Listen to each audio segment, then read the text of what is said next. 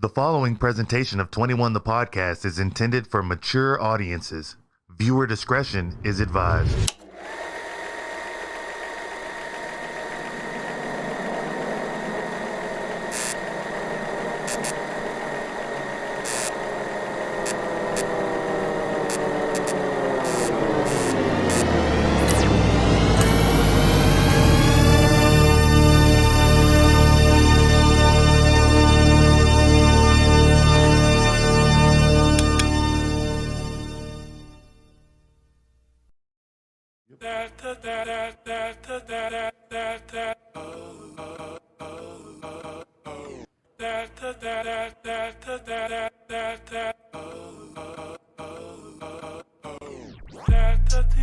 And we are back in this bitch. And we are live on 21 the motherfucking podcast. Like to welcome y'all in. If it's your first time here, make sure you scroll down and click that subscribe button. If it's not your first time here, I want to thank you for your continued support. Now, before we jump into everything, there's a couple things we do. One, we take shots for fucking money. All you got to do is jump into that super chat. I think we're going to start it at Eddie's in here tonight, and Eddie says he has a special surprise for us. So we're gonna let Eddie dictate the first shot. But all you got to do is jump into that super chat. We take shots for money, yada, yada, so forth. If you like gambling, you like Las Vegas, and you want to bring it to your house, all you got to do is go to 21thepodcast.com/win.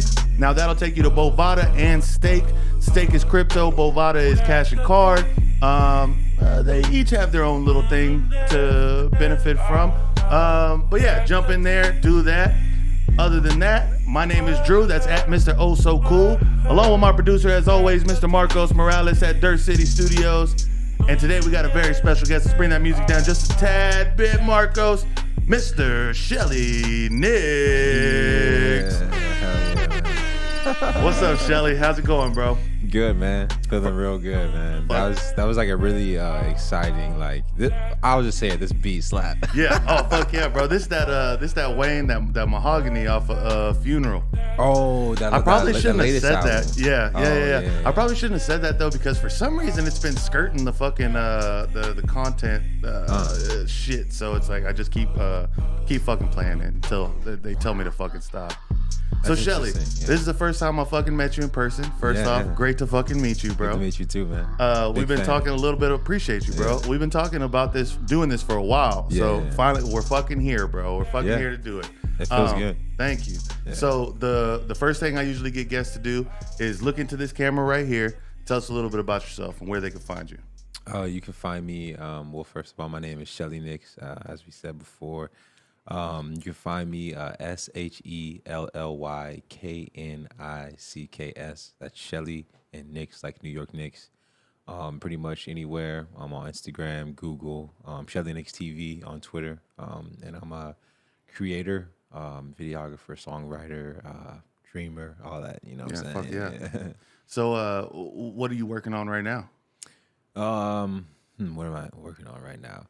Well, the past few months, I've been kind of simultaneously working on things. As far as music goes, I've been working on this it's like little 5-song EP called Unprovoked. Mm-hmm. Just try to put ideas together for it. I've been making a bunch of music for the past 3 to 6 months, you know what I'm saying? So I'm finally just finding songs that sort of fit this idea that I got going on. And then I tried to start writing this series, like a show series, just because, I'm trying to get into the film scene here in Austin. Fuck yeah. And it's pretty cool. It's just about this door-to-door salesman who, each episode is a different door. Because I've heard so many crazy stories of from my friends who used to be door-to-door salesmen. And just the things that they go through just to get the sale. It just sounds like a movie in my head. But, I mean, I'm not trying to write a movie. It's going to be a series. But and it's cool to have, a network of people who to make it happen. I'm trying to write it to where I don't need so many people and be dependent on so many variables. That's how I write, too. To try to cut out all that shit. Exactly. And people think that it diminishes quality. And I don't think so. If, you can... It's just more of a boundary. You know what I'm saying? mental boundary. But yeah, I even if it never happens, I enjoy just writing it and having it as an idea, man. It's inspiring. Oh, fuck yeah. For sure. Dude, when I first moved to Austin, it was like my first week here. And I had like, within that week, I had 5 different jobs. Like just try, because I had set up shit before I moved here to like, come in and try some shit out. And one of them was a door-to-door sales job. Now, really? How fucking people do that, I have no idea. I went there for fucking 2 days. Oh, my God. They would basically, we'd get there in the morning. They drop us off in a neighborhood, and like, and I was with one of like the head guys, and they had like a script and everything that they had to fucking read, and it was selling like home security. Okay, that you only sold home security. It didn't like switch at all. No. No, that's all they were doing, but the whole. Like what they kept pushing was like, you want to get in the door. Yeah. And I'm like, what? And like there was like tricks to it and everything. They're like, oh, do you have a home security? Well, is your pad horizontal or vertical? And they're like, oh, well, let me look. And while you step in, it's like, so you're basically breaking and entering at this point. That's a little risky too. Yeah, seriously. Yeah. I got to tell a quick story that we did this news report one time on this dude who was out on good behavior, and he said that's how he would peek in people's houses. Jesus. He's like, I get a peek in there and selling security and get a look in the door. So right, and that was like their whole thing, man. That was their whole scheme. They just wanted to get inside the fucking house. That's exactly what the main character in the show, my homie Chance, he used to do the same thing, and it was like, yeah, you just want to get in the door, and I don't know. It sounds kind of risky, man. Oh, bro, I don't got that in me. No, honestly. fuck no, bro. Like I said, I was there for 2 days, and once I figured out you don't get paid until you make a sale, I'm like, oh, okay, I'm done. Oh, yeah, I'm not walking through these fucking people's houses. Dude. The only time that the only good story I have from that is we were walking up to one house, and of course, some people put no soliciting signs. Oh yeah. And well, what the job I was with said is like, that's not a fucking law. And it's like, okay. So we go to this one, it says no soliciting, and I'm already kind of like, whatever. Yeah. And it was this old white dude, and the guy I'm with, kind of younger white dude. And the old guy comes out and listens for like 2 seconds. He's like, oh, hold on, I want to show you something. And like we walk out front to the no soliciting sign. He says, what's that say, you fucking dumbass? It says no soliciting and all this and that. And the guy I was with, he just got so mad. He was like, I can't believe this guy questioned my intelligence. Oh, my God. Like, well, I'm kind of questioning it right now because like we could have just skipped that house, bro. Yeah, like, time, why are you bothering these people, man? That's how I feel. I think the first time I encountered one of those people, I was like I had to have been like maybe like 13, 14 years old. But the guy was selling like a vacuum cleaner to where you could vacuum your floor, your carpet, your bed, your mattress. It was like a universal thing. You put this like little circle, little, I don't know, it's like a little pad or a little like wipe that you load in there for the dirt to build up on. And I answered the door, and I wasn't hip to like door-to-door salesmen. They're trying to get inside your house. Threw a clump of dirt in your shit, dude. But I opened the door, and and of course he got in on me, and my mom was so mad that I let him in because he was there for at least like the next like hour or so. Because they pulled this is the only way I get paid if I show you. Right. Yeah, whatever, But there's some sly dogs, man. Yeah, for real, bro. Dude, there was this, and I think it's everywhere, but like I grew up in a kind of smaller town. Yeah. And there was this one company that, and then we'll get off this fucking topic. Yeah. But see, that's what makes it as a good show, bro, because there's so much content you could do with it. But there was this, I can't remember the name of the company or whatever, but it was that place that sells like scissors and knives, and the knives can cut through a penny. Is it Vector? Yeah, that's what it was. That's what it was, bro. And it's like we're in a small town, and like they would offer the job to pretty much everybody in the town, but it's like, who are you going to go sell this to? Everybody in this town knows what this shit is or has it already. Yeah. You know what I'm saying? It's like, some bitch, this motherfucker, this cuts a penny. Yeah. Was that Eddie, gotta Marcos? shout out Eddie. Oh shit! Shouts to fucking Eddie. Shelly, are you taking shots with us tonight? Oh yeah. Oh, here we fucking go. Yeah. especially to this music. Can they hear this music? Oh yeah, of course. Bro, he doubled up. We got to do 2. All right, Eddie, we're gonna fucking. Yeah. So look, we're gonna take the first shot, Eddie, and then we're gonna space it out just a hair, man. It's been a long fucking weekend for me, dude. I was and happy belated to Slippy, by the way. But I was out for her birthday this weekend, and man, there was at one point I took a shot, bro, and I was like, all right. I remember, Marcos, I was just telling you, she was asking when's the last time I threw up. Yeah. It was almost then. It was almost then. Oh man, It might be tonight too. I don't Nah, know. fuck Let's see, no. Eddie. Fuck Let's see, no. Eddie. Cheers, Shelly. Salud. man. Cheers, Marcos. Cheers to Cheers, Eddie. Eddie. Appreciate you, brother. But let's keep that music going, Marcos, because we're gonna go to his first hand of blackjack. Okay, hold up. Oh, Gotta get my game face on. it fucking burns. All right. So your first card, Shelly, is a king. Oh, Oh, sorry. I'm the dealer on this one. Okay. Yeah. sorry. First card is a king. Your second card is ace. So Shelly hit 21 on 21, but hold on, because I can still push. Sure. I can still push. And in a casino, we'd have to stop. But it's my house. So I had to go for it. And Shelly Knicks got the first win of the night on 21, the motherfucking podcast, man. Yeah, feels That's good some to be good a luck winner. right there, man. Beginner's So, luck. yeah, let's call it that for now. Let's call it that for now. So Shelly, you do quite a few things. One thing that really stood out to me is your visuals. Thanks.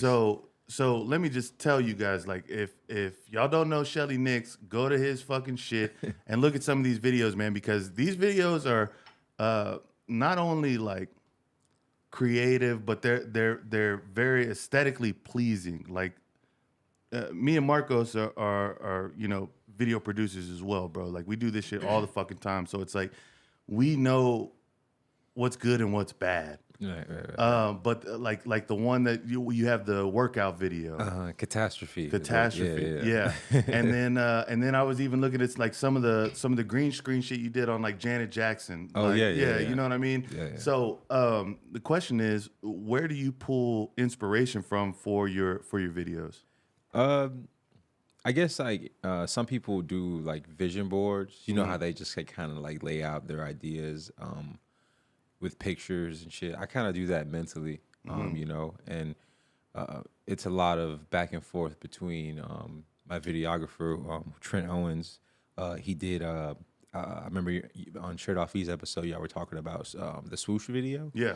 He did the swoosh video. Yeah, I love that fucking video too. It's Yeah. crazy. Yeah. And Trent, I've been knowing Trent since I was in college, probably like 2012, Right. So we've always just been building ever since then. And so Did you go to Texas State? yeah. Okay. So you know Rico, you know everybody. Yeah, that's the first time I seen this show was Scott okay. Rico. Yeah, Oh, yeah. word, I was word. like, wow, that's cool. They're just playing blackjack in the garage. Yeah, and fuck shooting yeah, shit. So yeah, but yeah, inspiration comes from a lot of places, man. The Janet Jackson video in particular was, and honestly, a lot of it's just biting. Honestly, I'll be honest.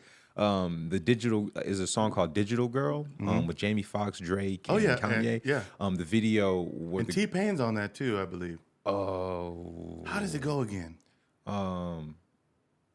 Drake's like, "Who's that peeking in my window? You Celeste Moss can't shout." And Okay. He's like talking no, about T-Pain like, wasn't on that one. Yeah, okay. But the girls had like this metallic silver paint all over their bodies, you know. So I got that inspiration from there, and then, of course, a lot of this like the artsy guys like Andre 3000 and Kanye, just that whole era of like 2009, like when Lupe Fiasco was hot and everybody was like trying to dress like a alien space ranger kind of thing. I don't know. They had the world in a chokehold, but I pull a lot of inspiration from that and just fly stuff, man. I just always want to come off as this like smooth, cool guy. Whether that may be true in other people's eyes or not, or just the truth. Period. I always like to push that perception for sure. Yeah. Do you watch any of or have you seen any of Amine's videos? Yeah. Bro, his videos are fucking like fire, bro. Even that one even the what is that? Caroline. Yeah. Even that simple thing, he just Just played in the with back of those the fucking was that when he was in the back of the car? with his homies. Yeah. And they were at like this like Sonic looking place, and like he was going for like the red and yellow like Pulp Fiction vibe. Yeah. It's cool. But yeah, not very many resources in that video. But now his videos are pretty crazy. I would say. Like that one that had a Young Thug that he didn't even show up, and then they wound up like just making a lyric video to it basically. But really? It was like, but it was fucking hot, bro. It was like the way they did it was fucking crazy. But that kind of brings me back to like what you were talking about earlier too, about it being like a roadblock. It's not necessarily it is a block, but it's a problem that you want to solve, and it makes it even better once you solve it. It's like, fuck yeah, like I figured that out. It's no big deal. Yeah, most Like, definitely.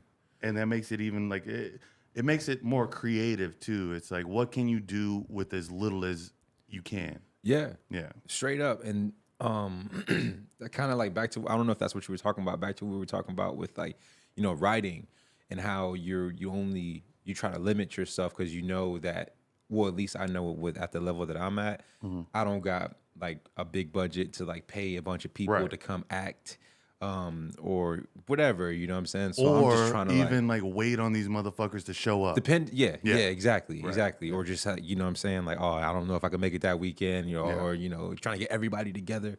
Just make it as simple as possible. I have to deal with Rico, so I mean, shit, man. Oh, Rico. Yeah, it's like he's gonna be on something, but it's like I know he's gonna have to be by himself on some shit. I'm gonna have to wait for 2 fucking hours. It's like all this bullshit, but yeah. But no, I feel you on that, bro. Like I tell Marcos all the time, like when we're writing scripts and stuff like that, it's like my first thing is just like I want all these actors, like this would be fucking cool, but my first thing is to limit that. Yeah.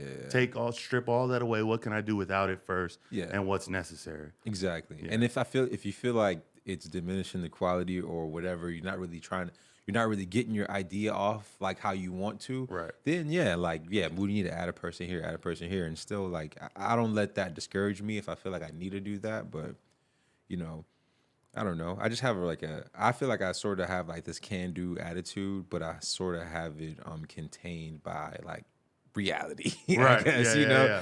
But it's a hard balance though, because you know, like I said, I'm a dreamer, and I just, you know, I'm always daydreaming and trying to visualize new ideas.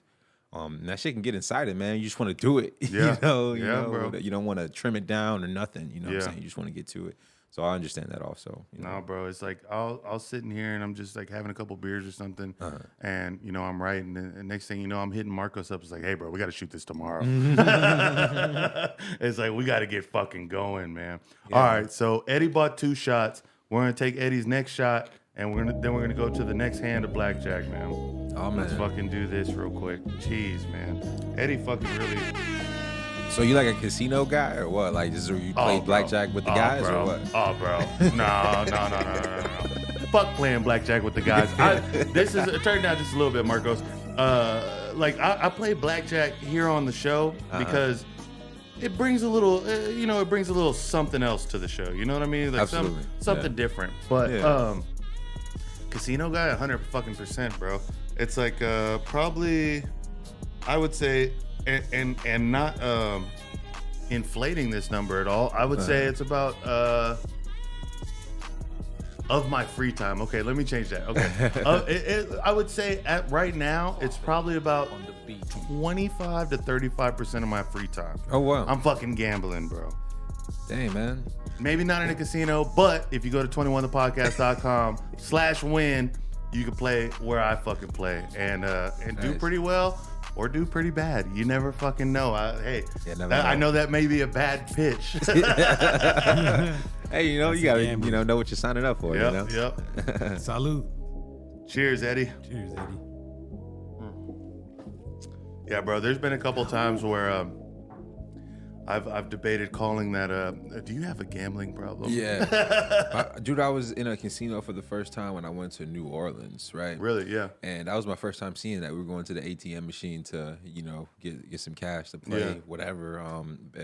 I don't know. It was I don't know why I was so intimidated. I was going up to like these tables. I think I found a blackjack table. I was like, let me find a blackjack table. So that sounds like something I can just kind of slip in, right? And like dabble, yeah, and not cause much attention or whatever. I don't know, but it was everybody's face was just so serious, and nobody wanted to talk, or you know what I'm saying. And I was just like, I don't know. I don't want to look like a noob trying to ask somebody, hey, how do you get in the game? You know? Yeah. But now like last year I went to Shreveport and did a little bit of gambling. It was a different experience. Yeah, for sure. No, dude, it really depends on like my state of mind when I'm in a casino. Cause when I first get there, like if I haven't been here for long and like I haven't really got a few drinks in me yet or anything like that, I'm pretty stone faced. I'm pretty stone faced. I'm looking at the dealer like, you son of a bitch, you better figure this out because I'm here. Yeah. But this last time I went to Vegas, my homeboy showed up, Ray V, and man, we were fucking sauced, bro. I'm talking about Ray V. Almost lost in the sauce at this point. And I wound up getting kicked off a blackjack table. Really? Yeah, because I was sitting here like it's me, Ray V, and 3 other people. Yeah. And I feel like they thought I was fucking Rain Man at this point, bro, because I'm sitting there I don't know if you've seen this, but in a casino, when some people take a hit or double down, they want to leave the card face down. Yeah. Fuck you. Yeah. Fuck you and whatever the fuck you got going on in your head. Yeah. I'm trying to see what that card is. Yeah. Because that debates on what the fuck I'm about to do. Right? Yeah. And so when I sat down, I was like, fuck that. I told everybody, fuck you. You take your cards up. 3 other people. I don't know these fucking people. They're probably like, oh my God. But they did it. Yeah. They did it. Of course they did. And then I'm coaching them all through it, bro. And we're fucking hidden, bro. We're fucking hidden. And like everybody's fucking winning. And then at one point, I saw the little Asian dealer. He was getting upset with me. I didn't remember what he was saying, but next thing you know, I get fucking kicked out of there. And I'm just like, this isn't the first time. It's not a big deal. Whatever. I'll be back tomorrow, motherfucker. Yeah. But the next day I go in there and I see one of the guys that was on the table and I ask him, I'm like, hey man, what happened? What happened at the table? Like, did they kick me out? And he was like, yeah, bro. He was like, I think they thought you were counting cards. I'm like, what? and he's like, yeah, bro. Like, we were all fucking winning and everything like that. And then the little Asian dude just starts yelling, counting.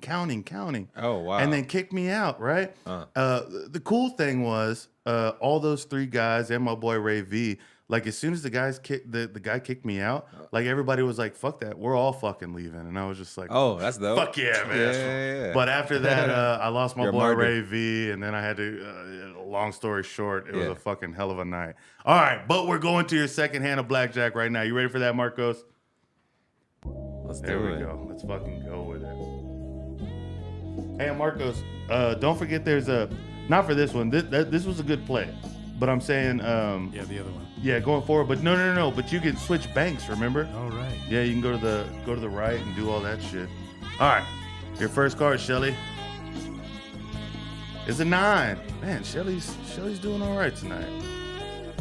And your second card is another 9. So you got 18, and there's no split in here on 21 the podcast. And I got an ace.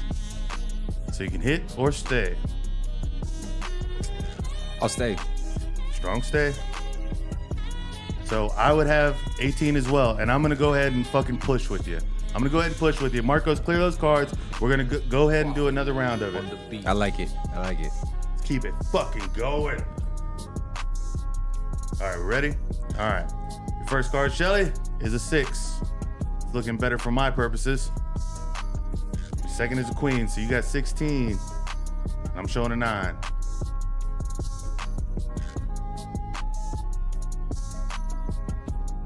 I'll stay.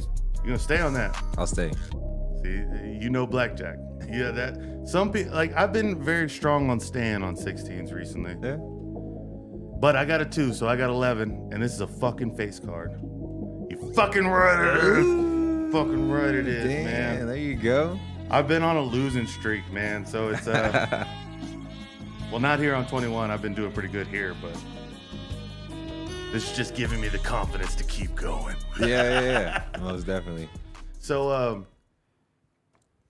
hard stop. Thanks, Marcos.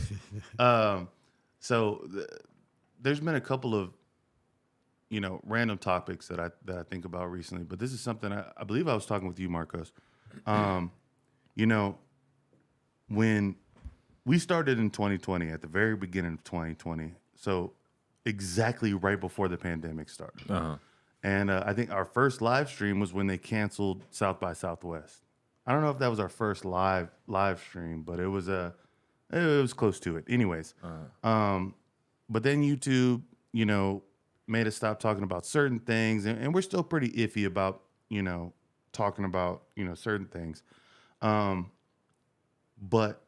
I was, I don't know if I was talking to Marcos or Rico about this, but anyways, they made us put on masks, they made us do all this shit, right? But what made me curious recently is, have you seen the basic all-out war that it is in Mexico right now with the Sinaloa?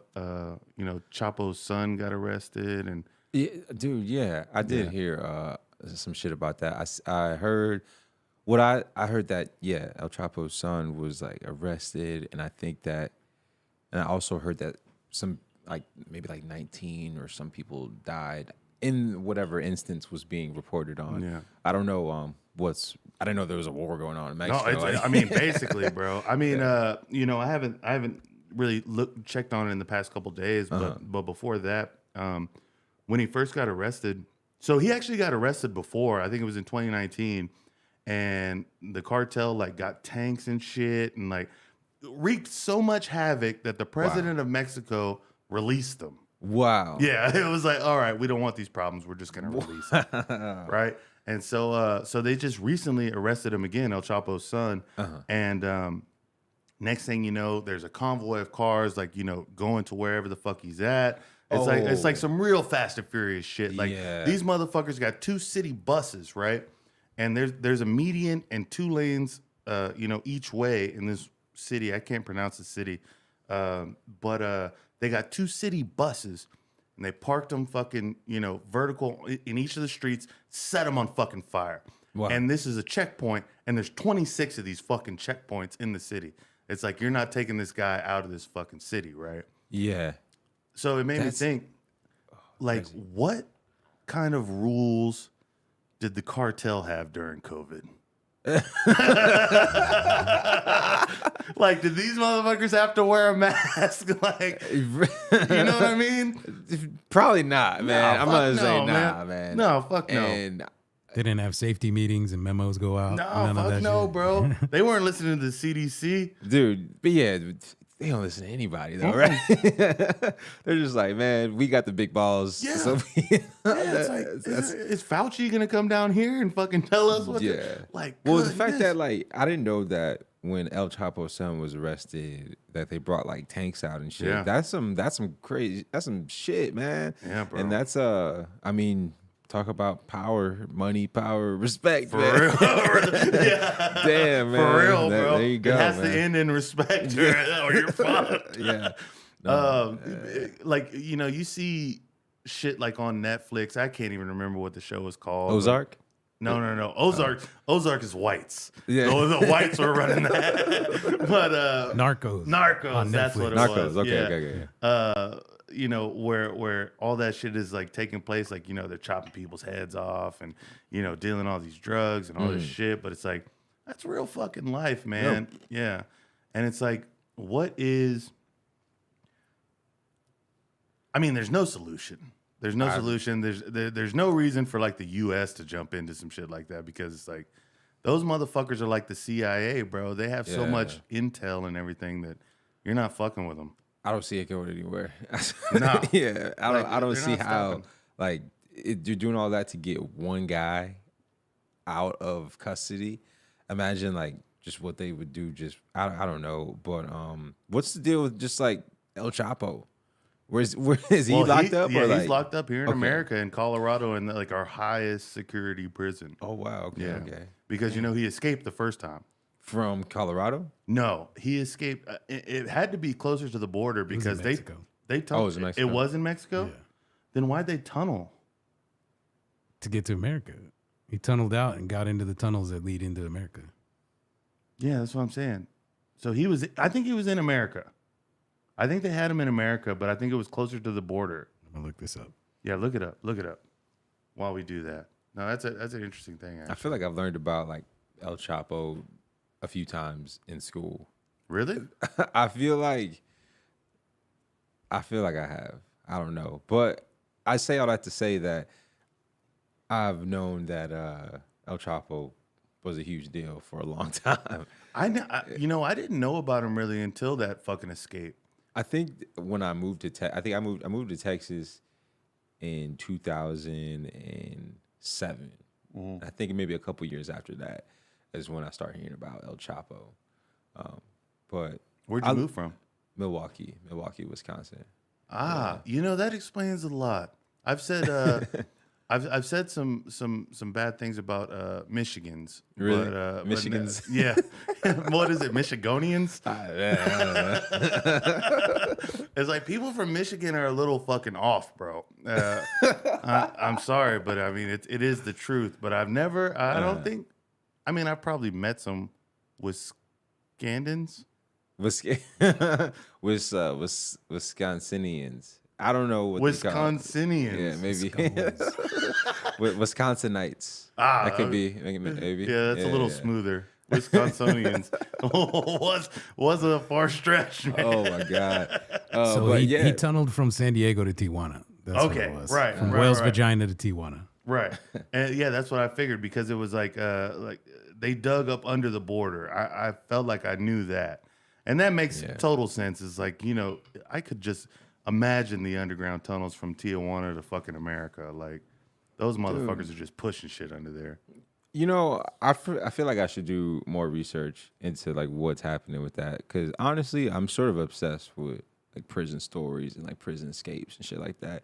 I went and watched the old movie Escape from Alcatraz.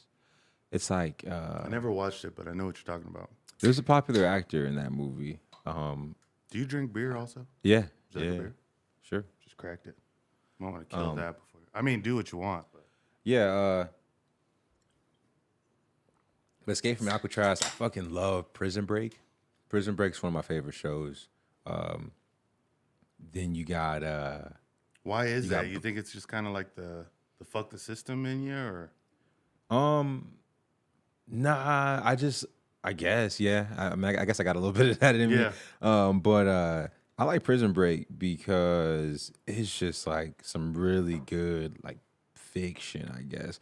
It kind of like opens your mind up to like the possibilities. Right. Of like, how somebody would escape from jail or what's going on with like corrupt government situations and shit. And it's like, a lot of it's sort of like outlandish and just like, oh, that would really happen. But zany. Yeah. But I love stories like that. I love just the stories, even like Blow. You ever seen Blow? Oh, of course I've seen. Yeah, man. Like you were talking about like like drug trade and like cartel and shit. Like when I saw in the beginning of that movie, was the opening sequence of how like cocaine gets shipped to the U.S. Right. And I'm sure there's different ways, but they showed the people in the fields in like Colombia and shit. Like just showed the whole process, man. But like all that organized crime shit is fucking definitely entertaining. It makes for some good art. That's for sure. Yeah. Have you ever saw the movie American Made with Tom Cruise? Mm-mm. Where they were, it was about the Contras and everything, and while they were shipping cocaine from like not from Nicaragua, from Colombia, but Nicaragua had a very strong stance in this whole thing in Panama and everything. But basically, it was the Clintons and all this shit, bro. Like, this is a true story too, and how they were just flying cocaine in here, and they were using the cocaine to distribute American weapons to these fucking wars down in Central America. And it's crazy. It's a really good movie. I mean, it's great. All that shit be mad believable to me. People want to like conspiracy theorists have this like weird like connotation that they're just like this crazy group of people. But I mean, I don't know, man. Gets you thinking, bro. There's a saying that it's like give a conspiracy 2 years and then it's true. Yeah. You ever hear about the Titanic conspiracies? Tell me about it. I think I have, but tell me about it. I hadn't heard about it till the last time I watched Titanic, which was probably a couple months ago. But You're just rewatching Titanic. Is it for the Rose scene? Yeah. Nah, sometimes like it'll just Pay be me like on one of your French TV. girls. Dude, there's some questionable scenes in that movie. But I was the Titanic conspiracies. So I think that it was something with like J.P. Morgan Chase or something like that. Yeah. One of those rich guys was supposed to be on the Titanic, but he just randomly didn't go. I don't know where it was going. Then there's another one saying that the Titanic isn't the real Titanic. That one is kind of far fetched. I do remember the J.P. Morgan one because and there was like a bunch of shit that he was about to like stop doing some deal within like the big bankers of the day back then. Okay. And he was supposed to get on it. And they thought he was on it because, like, back then there was no internet. They don't know if he's fucking on it or not. He's like, oh, I'm on the Titanic. You know what I'm saying? It's up. It's up. And but yeah, no, I heard that conspiracy, and it was interesting to think of because that was like a big like balling ass like thing to do at that point. Was like, if you got a ticket on the Titanic, like, yo, shit, man, the Hope Diamond was on that motherfucker. Like, it's kind of like the thing that rich people do. I feel like they have to do just because they're rich. Like, we're rich, we have to go on the Titanic, like the Met Gala or some shit like that. I don't Titanic, know. we ball. Let's go. Like, let's fucking do it. Yeah. I just heard this thing about there was a book like 2 years before the Titanic, a fiction book about the largest cruise ship ever called the Titan that hit an iceberg and sunk. I heard about this as well. I feel like I heard about that. I heard about that as well. But it's fiction, right? It was a fiction book, and it was Right. like 2 years before the Titanic even sailed. So it's basically like The Simpsons doing like the 9/11 Yeah, episode, yeah. or having Trump come down the escalator. Shit, it's, They got some shit. It's a lot more too, man. It's almost a little weird. I love The Simpsons though, man. Oh you my watch God. The Simpsons? I don't watch it as much anymore, just because of Family I don't know, Guy just killed him. I actually like The Simpsons more than Family Guy, man. I just kind of get in my phases of what I watch on TV, and I don't think my girl really enjoys watching The Simpsons. Like, she likes watching it, but she doesn't like binging it. Like, just watching, like, 'cause you could do that now. You can just watch Simpsons all day. But Simpsons had some good writing, man. I think like Conan O'Brien was writing for The Simpsons. I think there was tons of phases of like big writers on The Simpsons. Danny Elfman did the music. Yeah, man, it's crazy. You know Danny Elfman? Nah. Yeah, me either. So I was like, the music though, it's awesome. The music's gonna be legendary. I'm glad I know the guy's name now. He did all the Tim Burton movies. Like every Tim Burton movie is Danny Elfman. Damn. This guy used to fucking trade like director's name and shit like they were like Pokemon cards. No, I know all that shit. I got a homie named Colin, which is who that video you were talking about with the workout video. Yeah. He made that beat, but that dude knows all kinds of directors and shit. I be trying to talk to him about movies, which we have good conversations about movies, but he starts name dropping, and I'm just like, yo, hold on. I have no idea what you're talking about, bro. I'm like the worst. If you ask me, have you seen a movie? No, I haven't seen it, man. Like, dude, I'm in my fucking house watching like rom-coms to go to sleep. Like, it's like, dude, I be listening to ASMR to go to sleep, bro, and it's honestly the Get the best fuck thing outta that here, ever really? happened to me, bro. Yeah, man. It's like what type of ASMR? everybody asks me that. It's a good question. Yeah, and I'm learning slowly that there's so many types, Right. And it's such like a broad category. And I did realize it's actually a porn category on like porn websites. But the shit I listen to, I don't classify it as like, it's not like a sexual kind of thing, I guess. You don't have to prove anything here, man. It's like, I mean, I'm sure that I would enjoy that too, but I mean, it's more like, it's just sounds. It's like, of course, it's like women like whispering and making like these weird mouth noises. Sometimes they'll like, what's the trigger that they do?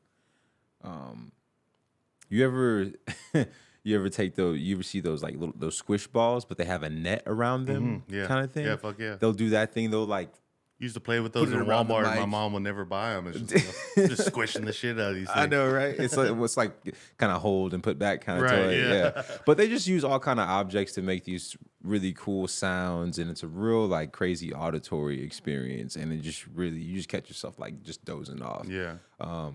And different girls have different styles, and whatever. But there's this crab lady, man, and she's just smacking eating crab. Yeah. Oh my! I think I might have seen. I think that might be the first ASMR video I ever seen. But I think she was eating a pickle.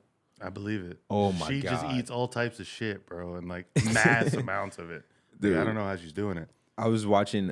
Sometimes I'll put it on when I'm feeling anxious. When I'm just like at the crib, maybe like editing or we're supposed to be editing. And so I put it on today, and this girl was like doing this weird shit. Like she was like sucking on a spoon, and it was like it was like a wooden spoon, but it was like clicking against her teeth. Right. And like it was the best. It was so satisfying. But she started eating a banana, and that's when it started getting a little weird for me. And I started watching it and started getting into it. And then my girl walked in, and like it was like the crazy like burst of, I was like, I just hurry up and turned it all off and shit. I was like, oh shit, what's up, baby? You know what? That actually brings me to a question that Darren McBreen gave me recently. And Marcos, give me just a tad bit of slow underbed of music. So this is a multiple choice question.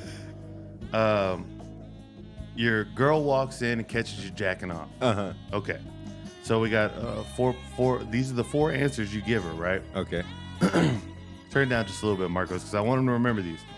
A, I was just scratching my balls. B, hey babe, I was just thinking about you. C, doesn't anybody knock anymore? Or D, can I get some help?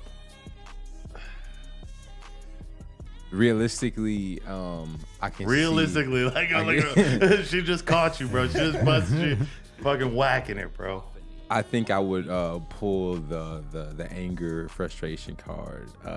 I'd be like, God damn, what the fuck? You know what I'm saying? Like, yeah, does anybody knock anymore? I'd probably be on those type of vibes. Just naturally, I'd be all insecure and shit. I'd be like, fuck, man. But, there's probably better ways you can handle that for better outcomes, for sure. Oh, we got to get a therapist in here. And tell us about the Freudian shit behind all this. All right, you cut that music, Marco. So that was just a good point because Darren, it just like we were talking about this when we had beers the other day, like just came up with these fucking things. Anyways, what's interesting about some of the ASMR shit and like white noise, there's these white noises apps that like have like rain and shit. And I used to always think like, are these motherfuckers just putting a microphone in the water?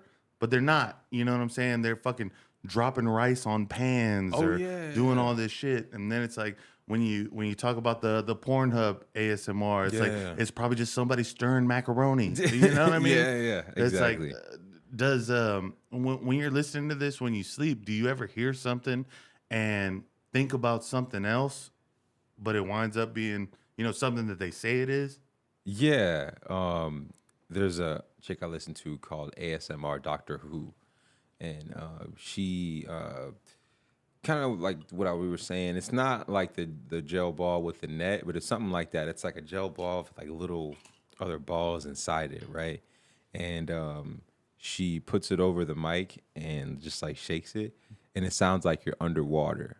It's like it's crazy. But there's probably some dude. I think that. Okay, so there's no, I honestly don't. I feel like I see everything, kind of for what it is. There's like some girls who like do these like crazy like kiss sounds, crazy, and it kind of reminds me of when you were saying these people they're making rain sounds from actual rain. It's like just rice or some shit. Yeah. Like Foley art. Like Foley artists, people who make art, make sound for movies. Oh yeah, right. Yeah, they're like slapping wet rags on the cement. And, yeah, they're coming up with weird sounds, but they're making it work. Yeah, I follow this chick, and she was doing She does all kind of shit. I've seen her do sound for somebody throwing up, something. She did it for a movie scene, somebody making out, and she was just like kissing the back of her hand type shit. And I was just like, wow, this is crazy, man. How just sound can manipulate people's brains, you know, even in movies, you know, like when people are handling guns, you always hear these extra clicks and shit, you know what I'm saying? I don't know how I got around to that, but, you know, shout out to ASMR Doctor Who, you know what I'm saying? She helps me sleep at night. And with that, we're going to your third hand of blackjack, bro. She's like my teddy bear. That's fucking nuts, bro. It's a little hot, but good to change the cadence. Yeah, you're It welcome. was getting hot. You're welcome. Yeah. You're fucking That's welcome. why we're talking about fucking. All right, and your first card is a queen. Damn it. All right. Second card is an 8. So you're looking good. Stay in there. Yeah, I'm gonna stay. I'm showing an 8 as well. So I got 10, 15, 16. Ooh. Scoot these down a little bit. God darn it. And I bust with the queen. Bust. So Shelly Knicks is up 2-1? 2-1? 2-1. I think it's 2-1, yeah. 2-1. All right. Feels good to be a winner. It's the best of 5, so we still got some time. All right. You a football fan? I am a Packer fan. That sucks. Yeah, I know, right? Yeah. That's not making it to the playoffs was feels different. That's Yeah. for sure. Because that's always like the excuse that I have, even if we don't have that great of a postseason. It's just like at least we always make the playoffs. We're a good team. It's fine. But for us to not make the playoffs, it's a little funny to me. But I don't watch as much football as I used to. I'm not like I got to get home and watch the game kind of guy. Right. But I've just been a Packer fan my whole life, just being in Wisconsin. And my stepdad is always watching the game, yelling at the TV. You know what I'm saying? It just makes everything. I'm one of those guys. Yeah. I love, I loved being around that. You know what I'm saying? But it kind of just made me give a damn about the Packers just as much more. And my uncle was always like, we're Packer fans. Packers. Yeah. Brett Favre. You know what I'm saying? But I keep up with it here every now and then because I have, friends who are really into it and I sort of like kind of catch things off them. And I'm a football player as well. What position you used to play? Or do you still play football? No. Oh. I only played football from I played up from 4th grade all the way up until my junior year in high school. Played a little bit my senior year, but I kind of dropped out of it. But I played running back for most of nice. my career in high school, though. But football is What made you quit?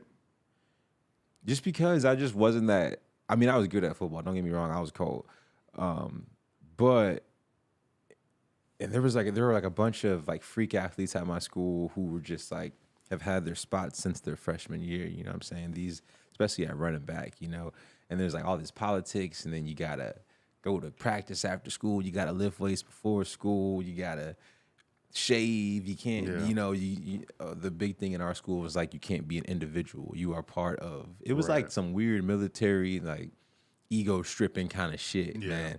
And I went through that for 3 years of high school, and I was I'm in my last year. I'm not.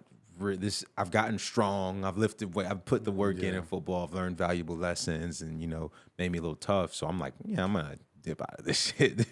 Bro, I quit in my fucking sophomore year because it was too hot outside.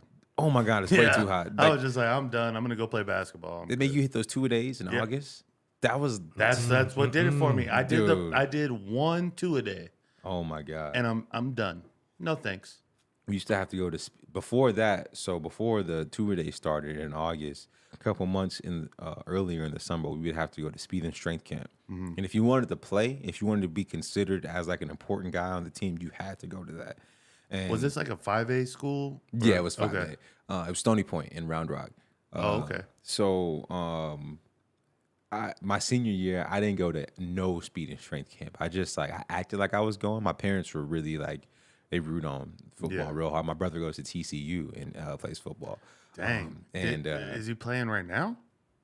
Yeah. He was at the game yesterday. Yeah. They got Unfortunately. fucking stomped, bro. Yeah. So I didn't even watch the game, but I've Yeah. heard about how bad TCU got stomped. You know, I wasn't watching the game, and there was like a meme about it. Like they were up by like 40 points or something, and they got like a 4th and 8, and they're like, "Fuck it, we're just gonna keep going." yeah, whatever, right? Oh my god. Disrespectful. Dude, that happens a lot in college football. I feel like just college sports in general. You get these outrageous these scores, but yeah, man, it sucks to get beat like that. We were talking about strength and training camp. Oh yeah, we had to do that in the summer. But my senior year, I pretended that I was going, and my parents thought I was going and everything. They were just like, "Yeah, he's leaving 7 a.m. He's going to speed and training camp." But I would be going to my friend Stefan's crib, and we would just be smoking weed. Right. And it was just the best time of my life. My parents didn't know I was smoking weed. They didn't know I was like skipping this like strength camp. And even like when my stepdad pulled up on me one day, I don't know how he knew I was over there, but I saw him like, we were like parked and rolling up, and he like sped past us trying to go to where he thought I was.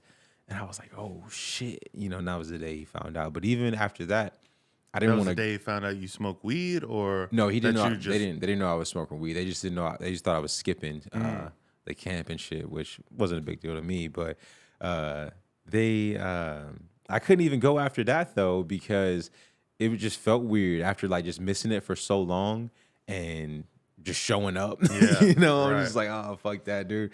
But yeah, I didn't end up playing much my senior year because of that. So I was just like, fuck this. Yeah, fuck all that shit, bro. It all starts in practice though. It's like that's when you want reps in practice. You want them to put you in practice so you can show what you can do. Yeah. And if you don't go to speed and train camp, you don't get reps, I guess. But thankful for football though. It's definitely tough me up. Did you ever have to do mat drills? Man, fuck mat drills. Mat drills are crazy, man. Bro, and that was another thing too. It's like we had this field house, which was basically a big ass aluminum building that in the middle of the Texas sun, they put a bunch of fucking people lifting weights under this metal fucking structure. Wow. And where is this? This is just south of Houston. Okay. And man, the one thing I really used to like doing, bro, my biggest thing in high school was like, I want to get my vertical up. The vert, bro, and like, I had a good fucking vertical at one point. It was either 36 or 46. 46 sounds kind of crazy. Getting up, yeah, bro. But I was like dunking and shit and all that. Oh shit. My god, you were dunking? Yeah, bro. That's crazy. Yeah. I used to be a lot skinnier. I wasn't picking this fat ass up and jumping up there. Like, bro, it's like a brick wall hitting me now. But bro, like my biggest thing was like, bring out the tallest fucking box you got. I'm gonna jump on top of it, bro. It's like that was like my favorite thing to do. But then they like started like making you jump with like holding a 45 plate. It's like no, y'all white boys out here going crazy because it was like the summer of roids, bro. Oh my god! Like this was like a 5A school that kind of like there's roids going around. Yeah. And these motherfuckers are just like bulking up and everything like that. I'm like, bro, I just saw you 2 months ago and like you were as skinny as me. Like, how the fuck did this happen? Dude. And then it's like people yelling, it's super hot. It's like, you know what? I'm out. Yeah, dude, man. I know some people who are doing some roids, man, and it's crazy. I never knew how much of just like a common thing it was to just do steroids. Right. The first time I heard about it is when I would watch wrestling a lot. You talk to people about wrestling. Like, all those guys are on steroids. I read Action Bronson's book. Which one? I got both of them in there. One of them's signed. Damn, for real? Yeah. That's fucking dope. It's the I'll Do It Tomorrow book that you're probably talking about. That's the one I'm talking about. Yeah, I'll start tomorrow. And he talks about how he used to do steroids. He was just like worried about being swole and fucking doing push-ups and shit. I wonder if he's doing them now or if he's doing all natural. I would assume he's probably pretty natural. I don't think it seemed like something he just did when he was younger on some bodybuilder shit. But he lost a fucking lot of weight and got back fit and everything, man. Shouts to Action Bronson, man. Yeah, man. Full probably wakes up and takes a dab and starts fucking lifting weights and swinging steel maces and shit. He's just swinging these things around, bro. It's like he's not doing a typical workout. He's doing like some Viking shit. Dude, yeah, man. It's like, can I pick up an anchor and throw it across the street? Dude, big ass kettlebells and Yeah, shit. right. I'm a really big fan of that dude, man, especially after reading his book too and just kind of like knowing where he comes from. You know, when you're reading that shit, he's talking about like living in Queens and, you know, just how things were when he was growing up, who he's hanging out with and this type of shit he was doing. It's cool, man. I've read like a couple like rap biographies, autobiographies. Gucci Mane's was really good. Gucci Mane has a really good autobiography. There's that's some crazy stuff coming out with Gucci recently about like really? Yeah, I guess one of his artists passed away, and I guess Big Scar. yeah, Big Scar. Yeah, Yeah. yeah. And I guess he only sent 10,000 for the funeral, which a funeral costs 10,000. Like that's like a base, like of a funeral is 10K. Yeah. But I guess he was asking for his chains back, and His Brick Squad chains. Yeah. Oh my God. yeah. Now listen, I don't know for sure, but that's what I've read on this shit. And like the family members of Big Scar were just like, you're not getting these fucking chains back. You only sent 10K and all this and that. So Yeah. who knows, man? I fuck with Gucci though. I love Gucci Mane. Yeah. That's I kind of feel like that's in his character though too. Like yeah. Like I wouldn't put that past Gucci. That's kind of like some shit. You ever watch Everybody Hates Chris? I didn't, but I know the premise. So the dad, Terry Crews, Right. he plays the dad. His Yeah. name's Julius. He's like mad cheap. That sounds like some shit that he would do. Yeah. Like some like, yeah, that's the 63 cents worth of milk you spilled on the table. That's fucking ridiculous, man. But honestly, Gucci Mane's story is crazy, man. And he used to be a fucking villain, dude. Yeah. Like he's probably said it himself. Bro, did like, you see his fucking verses with Jeezy? Yes. I was actually in Atlanta at the time watching not live, but I'm looking at the fucking verses. Yeah. And then they were talking about Jeezy's dead homie or whatever. Dude, yeah, and he was just like, I don't give a fuck. It was that song he had, I think it's called Truth. Yeah. Yeah. And bro, that when that beef was going on with him and Young Jeezy, I was like a little kid. So I didn't really realize what was going on. But Yeah. you know, when you watch those music channels, I saw something on, I think it was on YouTube or on one of these VH1, BET or some shit like that, Right. documentaries. You know how they would do those countdowns of top 10, 20 craziest moments of whatever. And I think Gucci Mane was on there when he was in the parking lot and the dude was interviewing him and he was like, what are you on trial for? He's like, murder. And then he's like, what do you think about Young Jeezy? He's like, I don't fuck with him. He's a pussy. Type shit. I was just like, oh my God, this is like real rap beef, man. This is crazy, man. But it was really wild. No, they used to play that show all the time. It was like top 10 rap beefs. I think it was called Beef. No, the documentary Beef. Yes, yeah, it was called Beef. Yeah, and I remember that. Bro, it's crazy that that Gucci went in, bro. Like had that gut, like from fucking Drank and everything like that. You know what I'm saying? Came out and he's just fucking swole as shit. I want to know what he was doing in there, man. That's crazy. Like what was he doing? But I guess like it's not super far fetched for people to go to prison, come out. Yeah, you super have nothing fucking else fit, to do. You know? Just go in there, fucking work out. Maybe I need to fucking go to prison. Bro, I've thought about that for like a lot of times. Like, but in my thought process, I don't. It's not about the politics and everything in it, but I don't think I could last long in prison mentally, because fuck this, bro. What the fuck do y'all have me in this cage for? Well, it's like I couldn't even stay in football for Right, you know what I'm right, saying? Like I was just, right. you know, so prison, like being told, like honestly, I would always contemplate like if I would. What's the max? kinda What's the guy. max time they could give you to where it's like? I'm not saying you would like off yourself or nothing. Yeah. Well, yeah, maybe. Let's say that. Yeah. Let's say that. I'm trying to think of the correct way to say it, but yes, let's say that. Let's give the people some context. Right. You know what I'm saying? It's like what is that limit? Like what are the years on that to where it's just like, you know what, I'm not doing it. Man, you know, I don't know. 10 years? My homie said he did 7 years, and he's way smaller than me. Definitely has a strong-minded guy. So I'm saying maybe I could do 10. Maybe I could do 10. Yeah. 10 is the max, bro. Yeah. But then even that, it's just like, geez, I wasted my 30s in there, man. Yeah, It's like, I was gonna say it depends on how old you are. but you know? it also seems like for some of the people that go in and out, it's almost like a cryogenic chamber. It's like, Yeah. they did it, but they come out healthier, Yeah. like a little more swole. It's like, Well, in another sense, it's like a cryogenic chamber. It just kind of freezes their sort of like state of mind. Maybe That's they the kind of crazy just thing. don't know what's going on. Right. But maybe I don't know. I've seen prisoners with like iPhones and shit. So Yeah. I don't know. Right. I don't know what kind of shit's going on no, in they there, in man. there I don't fucking, know. they're having a fucking party, bro. You ever watch Drewski's Could Have Been Records? Yeah, yeah. He's like these guys that are locked up. I'm like, man, is this really real, bro? These Bro, guys are in prison. just- Like, yo, we gotta get on this guy's live. We Yeah. gotta, you know, And they get off. yeah. And they're like, yo, he had this one dude. They were like beating on the fucking walls and rapping and shit and like getting mad rowdy. Yeah. And he's just like on his like Suge Knight. Right. Drewski's like, how much I want to sign for, And then they say like, shit, 200,000. Right. And he just fucking hangs up on him. I'm like, damn, man, this guy. All right, the last prison thing Okay. I'll talk about, and then we'll go to the next hand of blackjack. I once went into a Mexican prison, Okay. to visit one of my friend's family members in there, and we're walking in, and they check you and everything like that. They pulled me into a room, not a full cavity search, but they made me show my dick and everything. And Wow. just like seeing all that.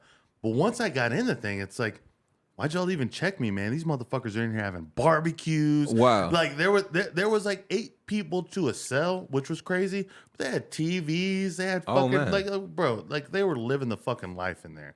They were making toys and selling it to people that were coming in. Like it was fucking crazy. Oh, really? Yeah. Got some commerce. Yeah. I mean, of course, there's commerce going But on. it's like, that's- also it's like where they do that at? I'm just trying to like, I don't it know. looked like freedom in there. I think do you think it's like a certain level of prison that you have to be at? Do you think they have like the good guy, like the people who think they are like the controlled, like level head guys, and they got like the real killers like somewhere else or some shit like that? That's like a fucking Guantanamo Bay. It's like those motherfuckers aren't seeing Right. no love. Yeah. know what I'm No saying? TVs. Yeah. No fucking, man. Yeah, like you're not seeing nothing, man. They're just. Have you ever seen Harold and Kumar go to Guantanamo Bay? I've seen scenes from it. Yeah. It's like Big Bob walks in there. It's Oh, like, my God. It's time to suck Big Bob's dick. No. It's like, geez, man. Like, Yeah. no. Like, if I'm at Guantanamo Bay, 10 days. 10 days, I'm not yeah. going. I'm not going, bro. We gonna shut this down now. Yeah, man. I'm glad that there was a lot of, movies and stories and all that shit to just really just scare me away from prison. Dissuade you from doing this. It's like maybe you shouldn't be a fraud or insurance fraud or some shit like Oh, that. Yeah. you know what? We're gonna hit that topic next, right Okay. after this hand of blackjack. You ready, Marcos? All right. Your first Blackjack. card is a 2. All right. Your second card is a 3, so you're looking at 5. Okay. And I'm showing a queen. I'm liking this already. I'm like, Oh, you're liking this. I'm liking it. All right. I'm liking it. Yeah. Hit me. All right. Hit me. You got a 4, so now you got 9. Yeah, you gotta hit me. Now you got a 10, so you got 19. Yeah, I'll stay. I got 9 as well. All right, we're gonna run it back, Marcos. Switch the music. Turn that one off before you go to the other one. I think it's called like J4 or something on there, All right. or J6. I'm just kidding. I'm just kidding. Yeah, turn it up just a tad. All right. That pimping.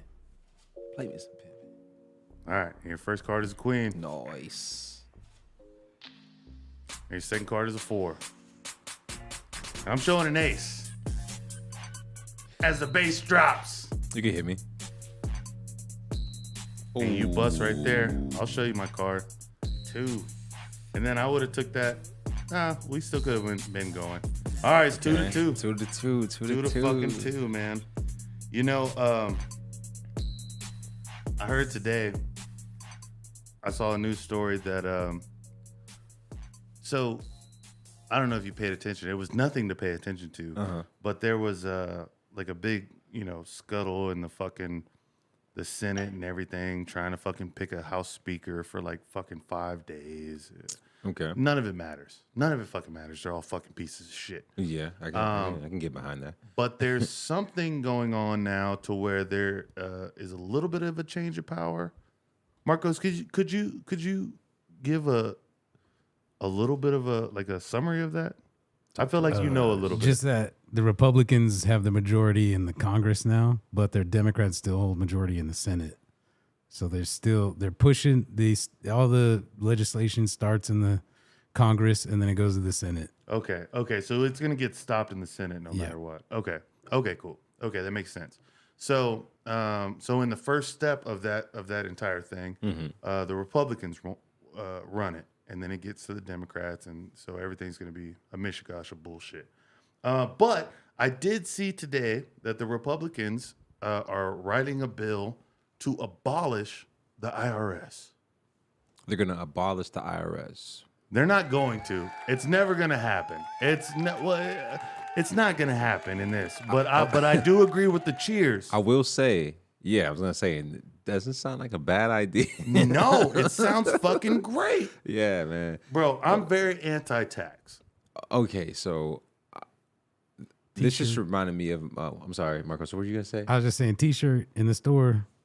Oh yeah, plug. and get it now because I'm gonna shut down this store pretty soon. I'm gonna start restructuring some things. So 21thepodcast.com. You know what? I might even have 21thestore.com. Go there and get your commit tax for all t-shirts right fucking now. But go ahead. So I have this potential job opportunity and it's based in Miami, right? And so I'm sort of I'm in the process right now, and and if it happens, I'm trying to get out there to Miami. So I was on Google searching things just about Miami, you know what I'm saying? Just trying to see kind of what I'm getting myself into. Right. And I saw that, and hopefully this is true, but there's no income tax in Miami. That's what Really? I read that on Google. I don't know what the secondary source was, but I don't know. It seems That sounds fucking great. yeah, but it also sounds ridiculous. I'm just like, dang, like, is that really a thing? Well, because the income tax was made to fund one of the world wars. Was it World War I or II, Marcos? Yeah, I don't know about that. It's- But we don't it's have one of an them. income tax in Texas either because it's offset by all the oil reserves. No. Wait, We yeah. have an income tax in Texas. We don't have state taxes. State tax. when you file them. Oh, but okay. there's an income tax. I mean, I was about to obviously, say, yeah, these yeah. motherfuckers are taking money out of our checks. Oh my god, You know what I'm saying? They ain't work. They wasn't with us shooting in the gym. was not with Type me shit. shooting in the gym. That's it's crazy, man. It's a big dent every time, and it's like, of course, the more you make, the more you're gonna pay the IRS, Right. man. And dude, I was like, it sucks when you 1099 too. I was working 1099 for a while, and you gotta kind of put aside your taxes on your own with that shit. And for a while, I didn't really know that. Who you know what I'm does? saying? Like nobody's like, I don't know. It's like thinking about the people who don't, get told that. I guess I don't know, but yeah, man. I'm so down to abolish the IRS, but how do you even do that? You know, there's a bunch of questions because my first question after I celebrated it was just like, what about the people that owe? Like, do they just get to fucking? Is it gone? Good for them. Yeah, I hope it is. I hope it is gone. I feel like it's sort of, they're just slapping the title, abolish the IRS, for something that's underlying. Like the people who owe the IRS, they're not off the hook. They're gonna have to pay somebody. It's just gonna be a different person kind of thing. No, I agree. But I don't know, man. It's really rough to think about. Like important things are really sorry. I didn't mean that. It doesn't fucking matter. All these important things are really lying in the hands of this strange group of people who we haven't even Geriatric fucks. Yeah, we don't know these people, Right. to trust us, for us to trust them, for us to be in their best interest, But that's why I respect people who are interested in politics and want to know what's going on and want to talk about those things. I don't think I'm that kind of person. I will sit there and talk shit all day about Yeah. anything, but Sling some bull. yeah, but I feel like I'm not educated enough in what's going on right now to just be, I don't know. I only know what I think I know. Right. You know what I'm saying? Yeah. You know. But dude, I do a lot of content creation for like political media, okay. and I still don't know what the fuck is going on. Like I'm shooting shit to Marcos because like Marcos is very knowledgeable in a lot of things when it comes to politics and shit like that. Yeah, give him the crickets. Give him the crickets. Yeah, I love that. This one. No, it's this No, one. I like the crickets too, though. That was good. But like even when it came to like they were electing a Speaker of the House, I don't what the fuck does that do? All I know is that Nancy Pelosi was the Speaker of the House and made millions off like stock trading. That's all I really know.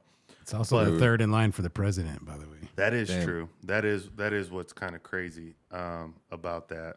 But go ahead. There's a show called Gaslit, and it's about I think that's bullshit. The Richard Nixon administration and all that. Oh, I saw about that. Yeah. You know, I stayed in Watergate once. Really? Yeah. Where is it? Where's Watergate? DC. Okay. Yeah. I'm not really into like you know shows, art, movies that have to do with politics. I went to go see that Abraham Lincoln movie like when I was in college. Yeah. I didn't really understand what was going on. It was a bullshit movie. Too long. But Gaslit is really cool, man. It's about this guy who works for Nixon. You don't see Richard Nixon. Who was it? Roger Stone? I don't know who plays these people, but they're good. They're good. And they just get provide some insight on the Watergate scandal. I don't know what's facts and what's not, but you always learn about it in school because Richard Nixon I think he's the only president to like almost. He got impeached. Yeah, he got impeached. But he then, resigned. Like, Yeah. So it was kind of cool to see that, and it's cool that they teach that in school because it's kind of like your first. It was my first, kind of opening to. There's some sketchy shit going down with the people up there. Yeah. Fuck yeah, bro. And also, when you learn about, we had like a big thing during Black History Month. There's always like this speculation of like how Martin Luther King died and shit like that. CIA killed MLK. Right. And so and Malcolm X. They don't tell you that when you're in fucking first grade. They're and like JFK. It's also interesting that they're all acronyms. Sorry.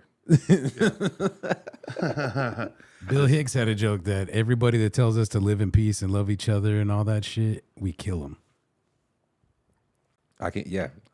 Sweet joke. No, I don't know the whole joke, but that's the point of it. Like everybody that comes out telling us live in peace and live together and all this shit and love each other, Jesus, everybody, we just kill them. Well, it's not so much that they're just saying love and peace. They're also bringing light to the fact that our government is corrupt. And they're like, yo, we can't have that. Yeah.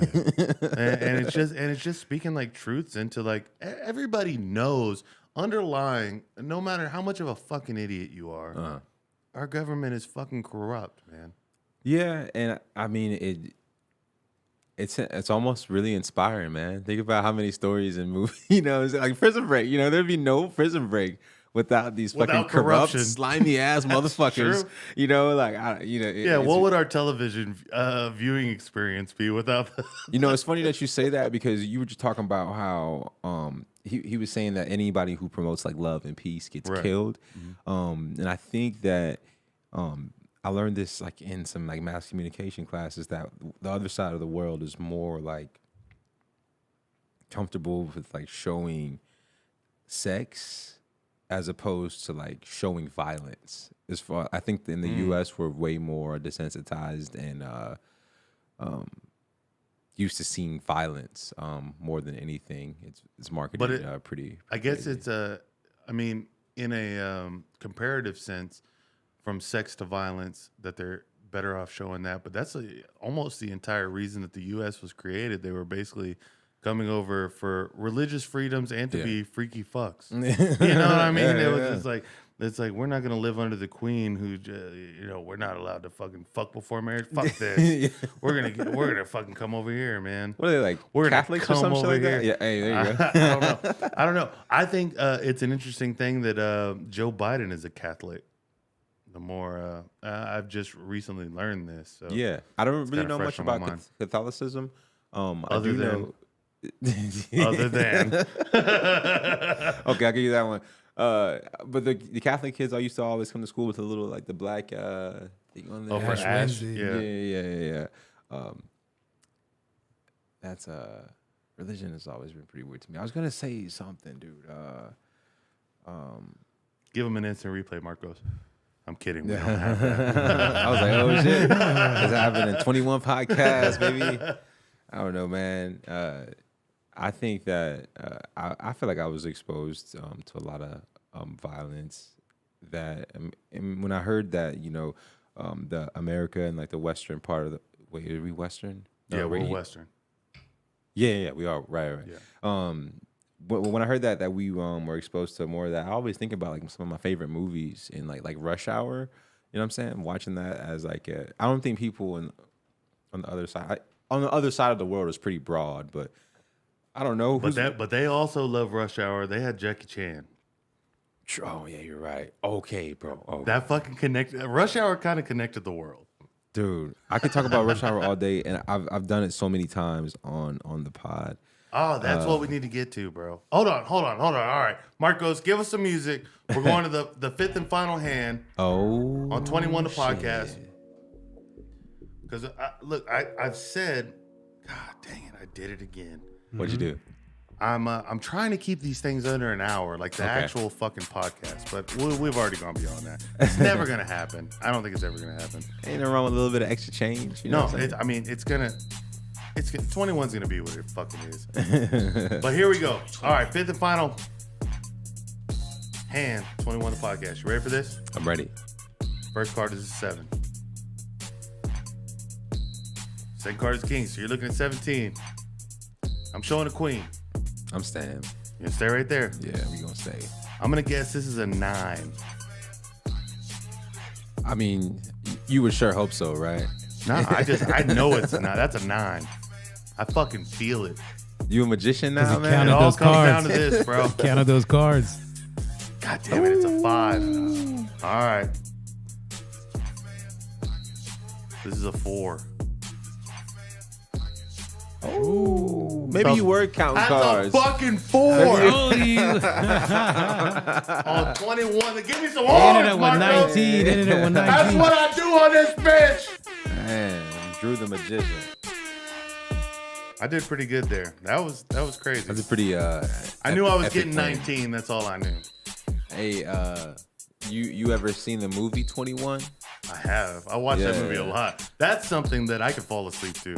Yeah, that was like one of the movies that I just caught on TV one time, or maybe it was either one that I caught on TV or one that I just chose to watch by myself, which is very rare. I don't just cut on a movie I've never seen before by myself. Right. But Why yeah, not? I don't know. Sometimes I'll go out. I did it with the movie Thurgood. It's about Thurgood Marshall, how he was a attorney for the NAACP. And he's played by Chadwick Boseman. And he's defending this guy who's a driver, a black man. He's a driver for a white woman. And she's accusing him of raping her and throwing her over a bridge into some water, right? And the way they dissect this case, bro, I don't want to spoil it. I don't know if anybody cares. Yeah, no spoilers. It's history. But like, dude, it's tight. Even just like courtroom scenes are amazing. And bro. the fact is Chadwick Boseman, man. I haven't even seen this movie, so like just off that alone, I'd watch this. Wait, no. It is Chadwick Boseman. Yeah, I'm sorry. Yeah, it's him. Yeah, I started seeing a lot more movies with him starring after he died. Yeah. For some weird reason. Well, they just started pushing it. Yeah, right. They started putting, we need this movie on our on Netflix. Yeah, you know, right, do whatever. Shit. Yeah. But yeah, man. But the pod though, yeah. We got this shit called the Loose Cannon Show. Podcasting is so cool, man. I feel like it's gotten to a point now where it's almost like playing a game of basketball, going place and pick up. It's just like if you're a creator, where you could smoke cigarettes and drink fucking beer. Yeah. It's like kind of like just a meetup where we just get these thoughts off, and I love podcasting, so I mean, shout out to the Loose Cannon podcast. I do it with my friend Dylan. Been knowing him for a really long time. And where can people find this? You can find it on YouTube if you search Shelly Knicks on YouTube. You'll find all the Loose Cannon episodes there. You can follow us at Loose Cannon Show on Instagram and Show Loose Cannon on Twitter. I don't know why we couldn't get the name on Twitter. Apparently, there's a lot of podcasts called the Loose Cannon Show, which doesn't surprise me. But we did a episode with Abi the Nomad, this guy named Abi the Nomad, and he was saying like, yeah, podcasting is just real therapeutic, you know. And I feel like that is pretty accurate. It's like, you know, you're in this controlled environment and this, you know, controlled amount of time, you know, per se. And it's just like, what are we going to talk about? What are we going to get off in this amount of time? It's like a concentrated amount of time. And like, I feel like when I'm podcasting on my show, sometimes I'm just like actively thinking of things to talk about, you know. Of course you prepare, but it's like I get exercise. I wouldn't say of course. Yeah. Of course, we're supposed to prepare. Yeah, right. Sorry, but yeah, it is just therapeutic, man. Just to get these thoughts off and to just hang out with your homies, you know, and just laugh. And I don't know. Apparently, people like that shit, man. My podcast, I think our content is great, but I feel like from the outside view, people love to see that shit, man. Especially like peers and everything. They're like, anytime I talk to somebody who like from high school or like an old friend or something like that, you know, they don't mention the music. They don't mention anything else I'm doing. They just like, hey, I see the podcast is doing pretty well, man. Right. And I'm like, no, it's not. You know, I mean, well, but the experience and it looks good and all that, you know. And I'm not trying to be like negative, like you're wrong, but I'm saying like, it's just you have like certain expectations of, you know, what's good. Yeah. It's like we're having a good time, you know, but it's like, you know, I wouldn't say like we're seeing like the fruits of our labor, because people don't understand it's work that goes into that, you know, and it's a small team. And I'm sure you can relate to that as well, man. But people never know what's going on behind the scenes, you know, and just expect that you're just kind of just putting this shit out blowing this shit out the water, you know what I'm saying? But one thing that y'all do well is y'all are doing like the shorts and shit like that, like quick little shit for people to, because that's something that we don't do. And even Fee was saying that when he was on the show. It's just like shouts to Shirt Off Fee, by the way. But it's just the entire reason the show is the way it is because when I first started doing it, like I'm shooting a fucking 30-minute episode, and then I got to go home and edit it. Mm-hmm. Then it's like Marco's is like, yeah, I'm down to fucking switch this shit. And so now we just do the shit live and we fucking put it out because I have no time to fucking edit shit. Yeah. But it's like the shorts and shit, that's where it's fucking at. Dude, it's crazy. And we drop reels on Instagram, and the reels, you know, we reach out. Basically, the way I see it is Instagram. When we post reels on there, we're showing these reels to our followers. You know, put some hashtags. You might get a couple randoms here and there. But when I post reels on Facebook and like TikTok and shit, I'm reaching people I'm reaching probably like just a mass amount of people. I'll say mass just because basically you're just like your content is being shown to people who don't know you. Right. You know, it's not like you're not just restricted to just your followers. And of course that's probably like hashtags and shit too, but I feel like I don't want to say Instagram is tanking, even though I've heard people say that. But I think that this short form content is really what people are sort of getting into. And I think TikTok did that with just their format. Well, Vine did it first. Yeah, Vine. But it was like Vine was more of like an Instagram format though. Like your Instagram feed where it's just like square caption, like, you know, it's just kind of like a page. And now like you go to like Reels or TikTok, you're actually swiping up the video. You're scrolling through these videos, and it's all this like short form stuff. Some of it's educational. Some of it, you know what I fucking hate? What? I hate this lousy fucking scripted internet content, bro. What do you mean? Okay, so all right. Hold on. We're gonna get into the scripted internet content that you fucking hate. Okay. But first, Okay.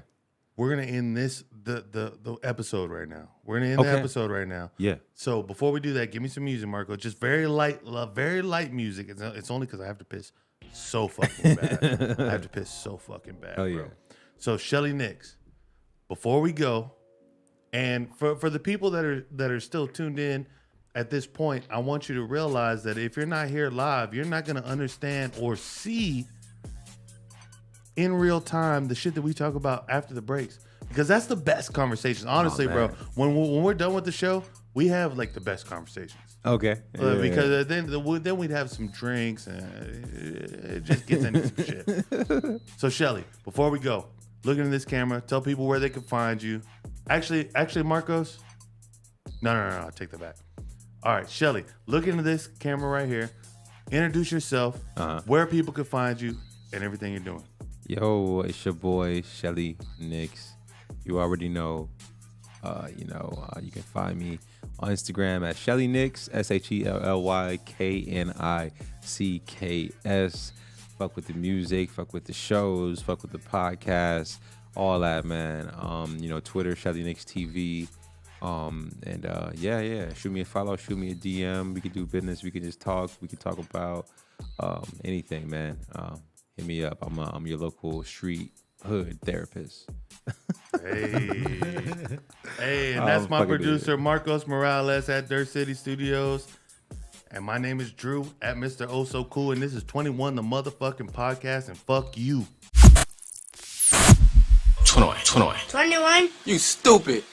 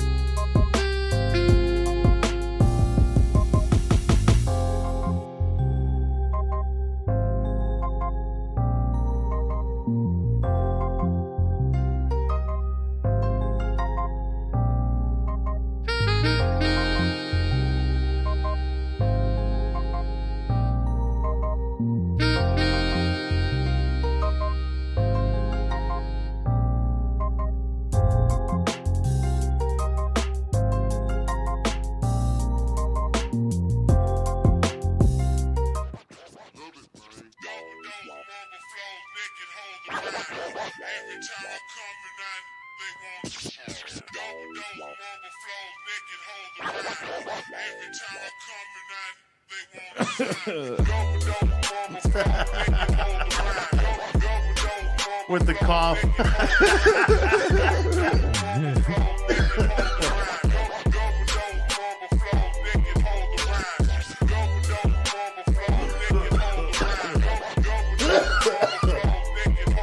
Well, all right.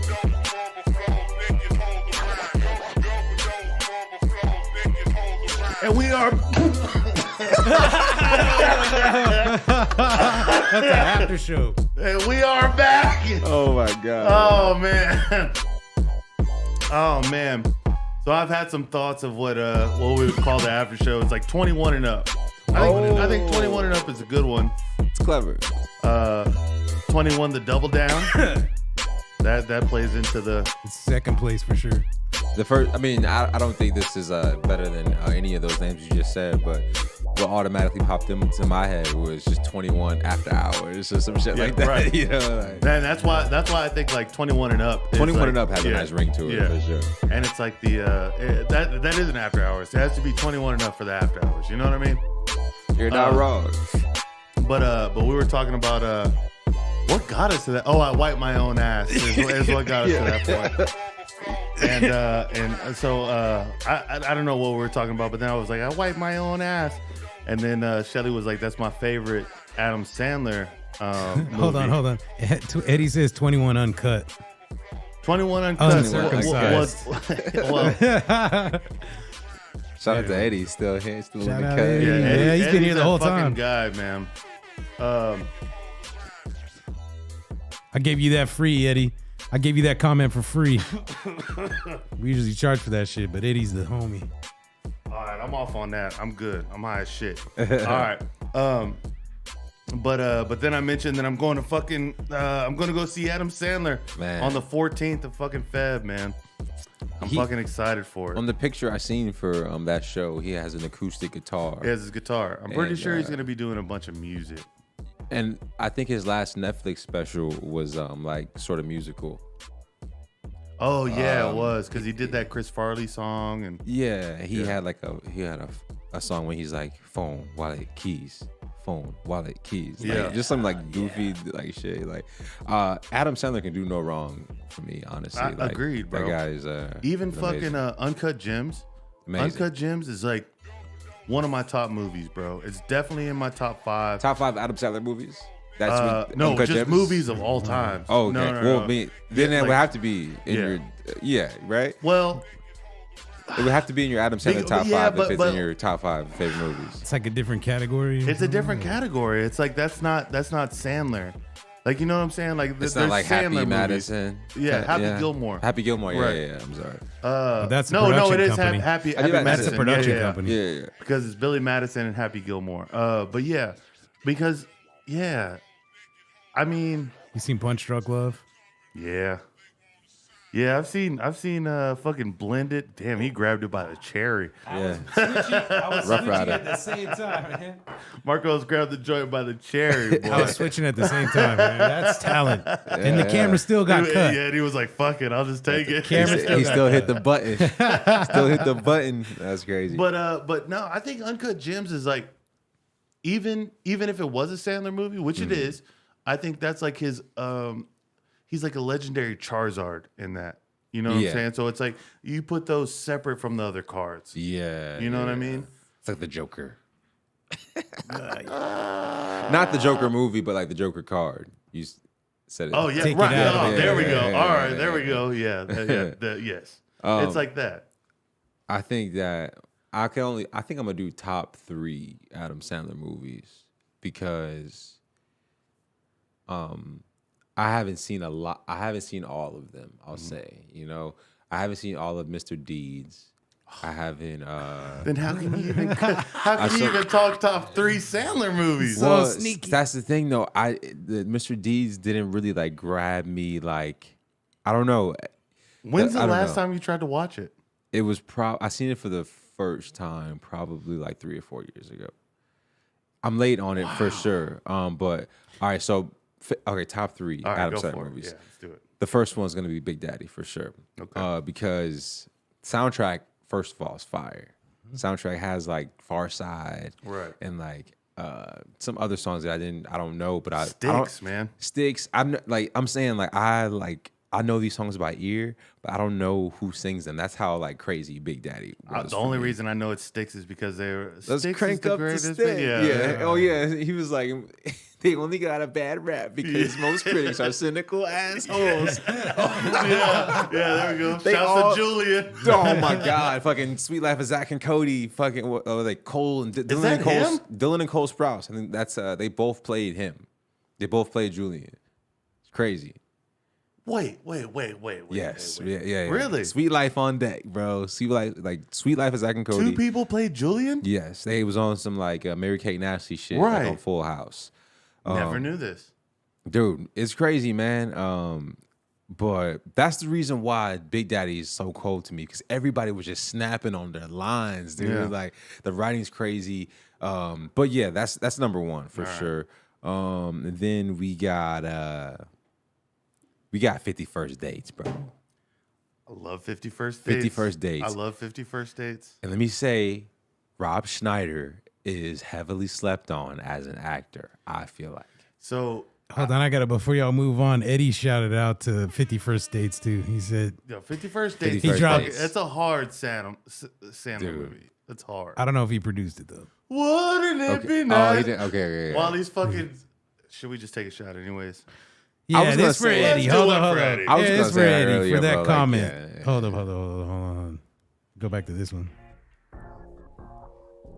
Take a shot for Eddie. one's for you, Eddie. 51st Dates is fucking hard as fuck. Yeah, man. Still got Drew one more. Barrymore, you know what I'm saying? You Is still that- owe us one more after But this. yeah. Well, he's telling us about why he likes 51st Dates as much just as he likes reminded me. Yeah, no, Big yeah.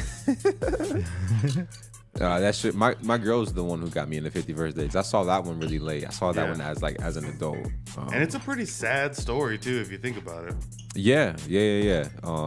She like breaks up remember. with him and shit. You think she would get no tired spoilers. That was yeah. I'm You sorry, think- yeah. you think- If you haven't seen Yeah. 51st Dates by By this now, time, it's like time come ago. on. of? But you think she might be in a different mood at different days? She's like, I don't want to love you today. Right, and some days I hard wake work. up, I'm all right, but other days I wake up and I'm a fucking piece of shit. Yeah. You're gonna be like, I don't know you, motherfucker. Yeah, Get like- away from me, Adam Sandler. Bro, I haven't had a Red Bull this year yet, Oh, nice. but like any other day I would just be like, I haven't had a Red Bull yet, motherfucker. Why are you Nah. talking to me? Cheers, Shelly. Cheers, Marcos. man. Cheers, Cheers. Eddie, man. Salute. Thanks for fucking Shout out, tuning Eddie. in, bro.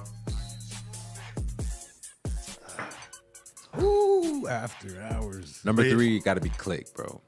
You're fucking kidding me. I'm saying, bro. Click gotta go, bro. That's like, I mean, That's like my worst Adam Sandler movie. No. Well, Hubie Halloween. Yeah, come on. Yeah, but he did that for a purpose, so it's above Click in my. Turn it down a little bit, Marcos, because I have to process this. Tell me why Click. dude, Click's dope, man. It's just like it's almost like sci-fi, almost. You know what I'm saying? It's like you got this remote control that can just like, I think that's a thought. Like it's like a. The storyline is cool. Yeah. I get that. It's just like I always thought about that as a kid. That was like an imaginary thought I had as a kid. What if I can just like control life with the remote control? It's almost like fucking, You watch Rick and Morty, I've seen a good chunk of Rick and Morty. but for you sure. haven't seen the episode where he gets to control life with a remote. It makes Haven't seen more sense. Okay. It's very dark. if Yeah, you're yeah. doing all this shit, like it's I'm down to check it out for sure. the best part of Click, and everybody could agree, is when he's flapping his stomach. That's a very good Remember? part. That's a very good part. That's some good stuff right there. I'm not gonna lie. Good part. The part where he farts in his boss's face, Yeah, punch. that was very funny. Come on. That's like the Sandler shit that like Wet Willie is the most immature. I go with Sandler. It's like I get it. Also, if a motherfucker farts in my face, bro, like this isn't a game. But This isn't a game at this point. I don't give a fuck. yeah, okay. It's like, but shit that dude, jokes don't do it for me. that dude had it coming though. You gotta. They No, made him yeah, like a I dick. get it. So you like you you were happy to see him, like his face get farted in. But I get it. Yeah, poop jokes are kind of like on that, like kind of like okay, I get it. Like fart jokes are funny in person. Like if you just let it rip, it's like, but like on a movie, it's like cheap shot. Yeah. I don't know. It is weird like that with comedy where, you could do. When you just do shit like that, it's sort of like a cop out almost. Right, exactly. Yeah. I feel what you're saying. Yeah. But then you got Christopher Walken. He was pretty good in that. The chick that was in Click, so he had his wife, right? But his wife had like the quote unquote like slutty friend. Wait, is that May? Is that May from Spider-Man now? That was her, wasn't it? No, it was the chick from the Underworld. She was the vampire lady in the Underworld. Another movie. That's the one. She's like half naked and vinyl the whole time. That's what. No, but Kate Beckinsale. That's her name. Kate Beckinsale. That was the wife? That was the wife. Okay. What else was she in? I don't know. I don't know who the wife is, to be honest. I'm talking about the wife's friend. White woman. The wife's friend that they were like arguing in the kitchen. He's like, I think you're giving enough juice to everybody. It was like it was just like this lady they made her out to be like this like real promiscuous woman, but she's on White Lotus. Which one? The first season? She's on both. She's Tanya. Oh yeah, her. Oh my God. She's dope as fuck though. Have you seen the second season? No spoilers. Yeah, I've seen the second season. All the way to the end. So the one at the end that's the most important, that's Tanya? Yeah. Okay. Yeah. Do you know that her husband in that is Uncle Rico from Oh yeah. I didn't realize it till this second season. I think my girlfriend had said that. I didn't realize that. I want to say she had said that. Is this who we're talking about? No. Uncle Rico from Napoleon Dynamite. Yeah, I know. I'll throw a football over these fucking. Yeah, I know that. Stifler's mom. Stifler's mom's married to him. I can throw a pigskin quarter mile. Wait, her name is Kate Beckinsale? No, that's Kate the friend. Beckinsale's the friend. The friend's name is Jennifer Coolidge. I had to look that one up. Yeah, but she's in a bunch of shit. Jennifer Coolidge, yeah. She got some skin in the game. But do her voice. Could you try to do her voice? I think she would talk like this. No, that's I think she's like on White Lotus. She kind of does talk like that. She's kind of like spaced out and like kind of peeled out like this. That's awful. Yeah, too. That's bad. That's bad. Bad. Y'all are bad at being sexy. All right, ladies. well, y'all are bad at being sexy. Ladies. I'm not a good sexy lady either. Dude, I'll try.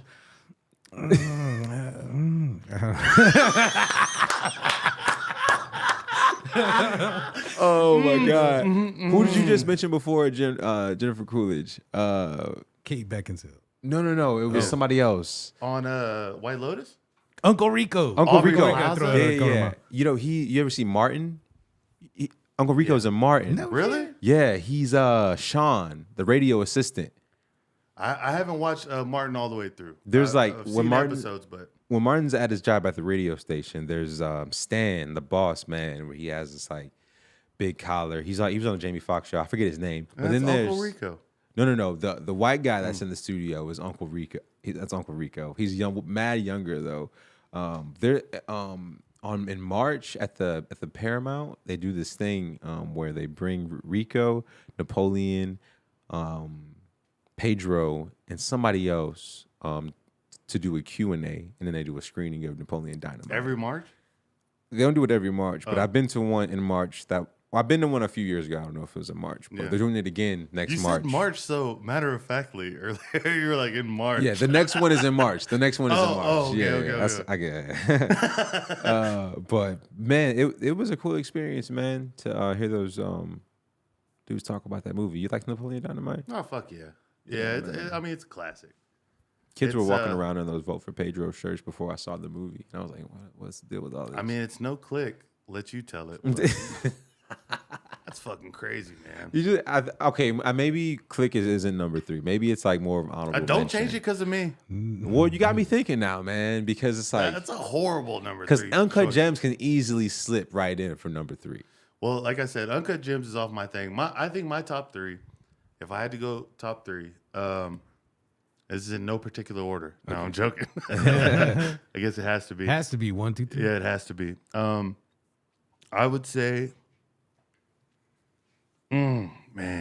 Come on, man. All right, there's a solid 4. There's a solid 4, though. We can go. but I'm gonna my number one is Billy Madison, only because that's what really introduced me to Sandler, and I think that's like his most classic. Like I mean, shit, it's Happy Madison, you know. Yeah. And you know, Happy Gilmore is not on these four. It's not on the four. It's a close five though. Number two would be Mr. Deeds. Okay. I fucking love Mr. Deeds, man. I might have to revisit it, man. So number three and number four are tied. And it's not a tie. It's not a tie. I take that back. All right, so it's Billy Madison, Mr. Deeds. I gotta call it right here. I'm gonna make that one number four. Mr. D's? No. Big Daddy's my number three. Big Daddy's my number three. Okay, yeah. Yep. Big Daddy's my number three. Number four, and only because the devil shit is Little Nicky. Little Nicky I forgot is about hard Little as fuck. Nicky. You gotta make it number 6. No, I have a number 5. The number 5 was it was what did I say? It was Billy Madison, Mr. Deeds. Shit, I forgot these movies. He's got so many, man. Billy Madison, Mr. Deeds. What was number 3? No, I made number Big 3. Daddy. Number 3 was Big Daddy, and then Lil Nicky. But yeah, then I would put Happy Gilmore at number 5. That's it. It's a solid movie.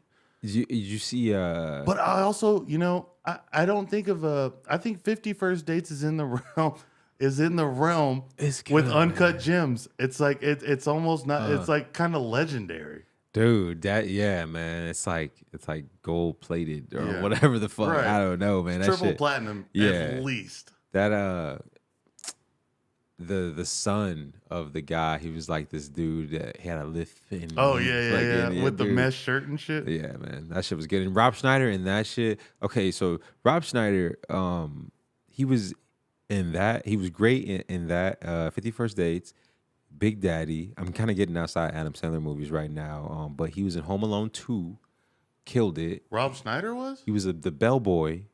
That wasn't Rob Schneider. Yes, it was. Oh, the second bellboy, not the main one. Not the evil old guy. Yeah, right. Yeah. And then I liked even Benchwarmers. Benchwarmers was dope. Benchwarmers is great. He did the Gigolos. Like he got the second Gigolo. I didn't really fuck with as much the first. Yeah, the first Gigolo was great. Yeah. But he also did wait, did he do a part in and this is another Sandler movie is The Longest Yard.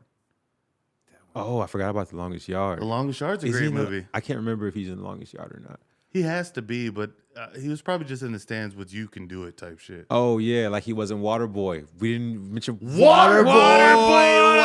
Oh no! I gotta reframe my. Oh my my god! Hold on, Bobby See, you Boucher. had me going down this fucking route of like sentimental, like Sandler Yeah, shit.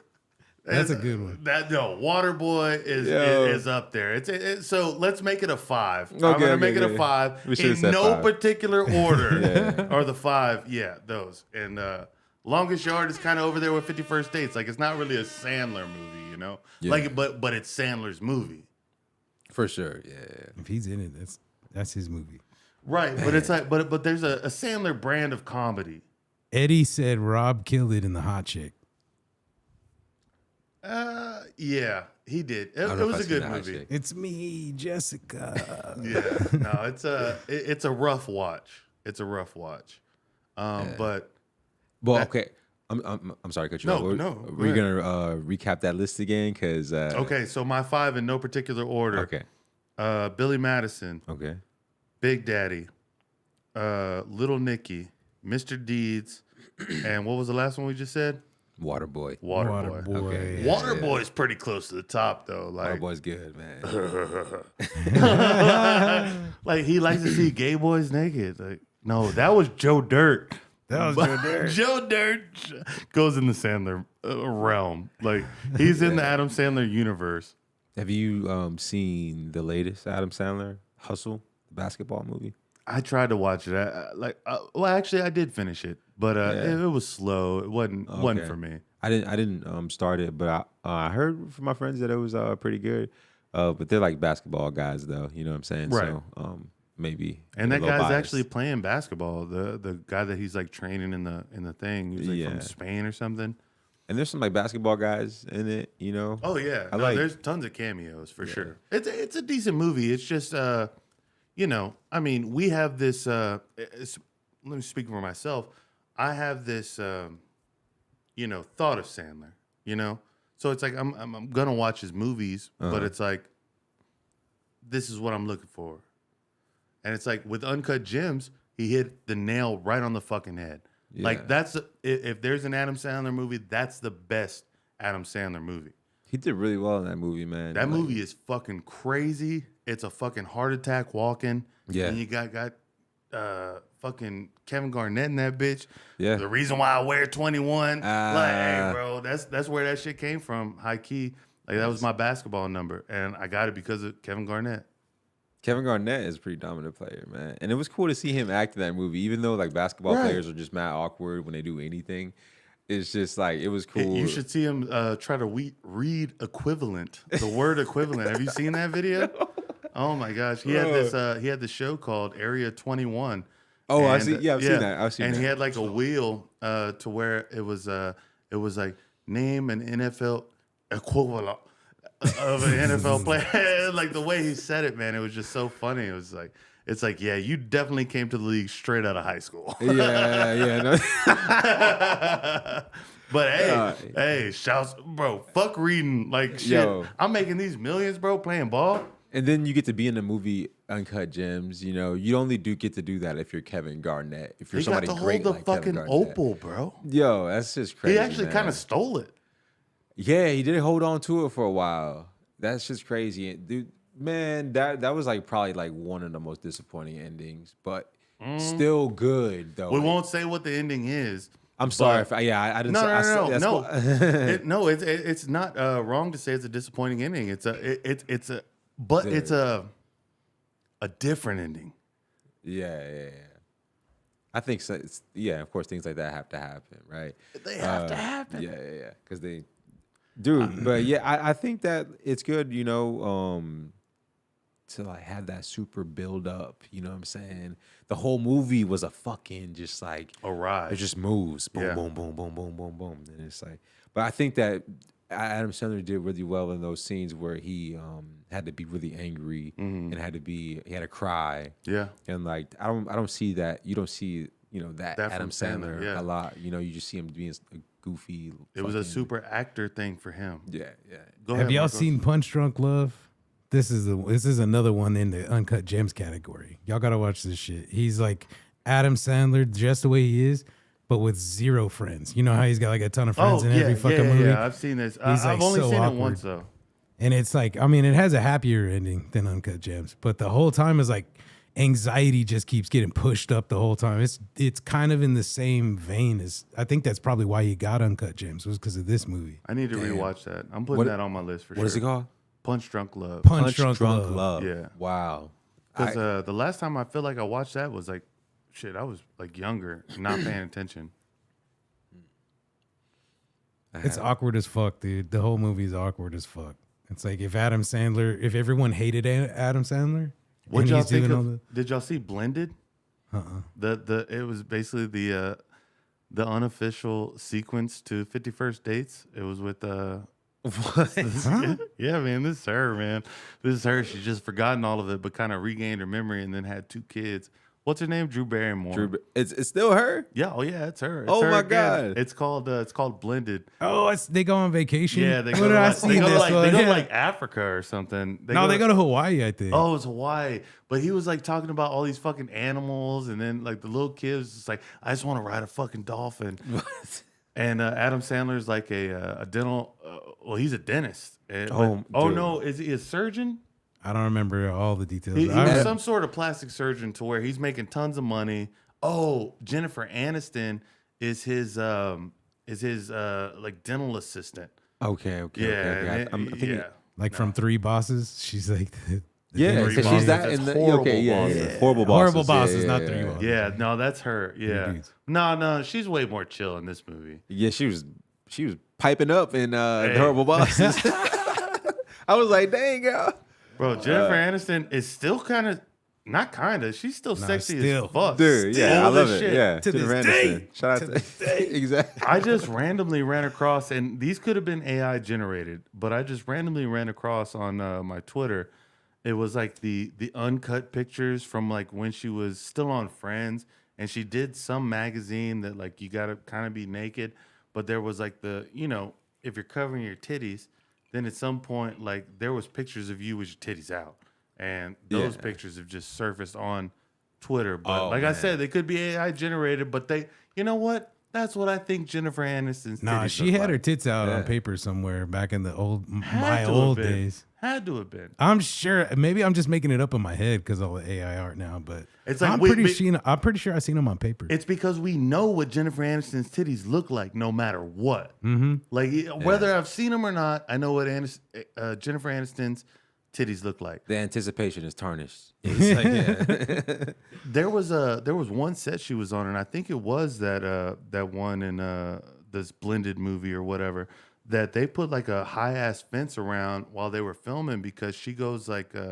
topless into one of the pools or into one of the springs or something, and they put like a high ass fence up. It's like, no, you can't come over here and see Jennifer Aniston's titties for free. wow. Yeah, it's She probably got them things insured, man.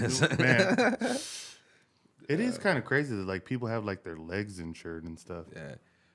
I hate to bounce back to Adam Sandler, but I want to. You hate for it?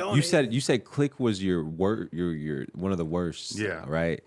One of the worst Adam Sandler movies for me is Spanglish. It's a movie called Spanglish. Spanglish is a good movie. Dude, Spanglish is a good movie. what the fuck? I'm is a rom-com Spanglish, guy, though. bro. I'm a rom-com guy. Dude, I can go for a rom-com too, bro. I'm no stranger to a rom-com, but When you have to read it, it really pisses you off. maybe that's probably what it is. I feel you. With I feel with you. Spanglish, that you're probably right. Cause dude, I didn't know what the fuck was going on, Yeah. bro. I was like, yo, this is like one part that me and my girlfriend kept laughing at. We joke about it to this day when she was like, just try it on. When Bernice needs to try it on. Yeah, she's like, just try it on. Was that Penelope Cruz? Just try it on. Yeah. yeah, Okay, it okay. was. Just try it on. Just try it on. By the way, my Eddie God. says Jennifer Aniston's nips could cut glass. She always had them the high beams on. No, I believe that. Yeah. No, I think they cut glass. I think they cut platinum. Like those shits are fucking razor. Hey, I got a suggestion. This adds up to $9 right now. You just want to take another shot? I'm just saying, like, Well, let's take another shot. Put some music on. Hey, Let's take man, another yeah. shot. here we go. Because we were just talking about Jennifer Aniston's nipples. You want another shot? Yeah, let's do it. Oh yeah, I forgot my shot glasses down here. This is 21 and up. 21 and up, man. But then it kind of sounds fucking, I don't know. What, restrictive? Can't get the 18-year-old? No, well, that's, I mean, that's what we're trying to prevent against. But then when you say it like that, it makes them want to go. Yeah, dude. Hey, if you're crafty enough to get in, man. Turn down the music just a little bit. Mind you, I said go and not come when we talk about anybody Okay, 21 you're and right. younger. That's Dude, move. I think 21 and up is a good name, man, because is. it leaves a lot of room for like speculation of like what does it really mean, you know? like 21 and up, it's only up from here.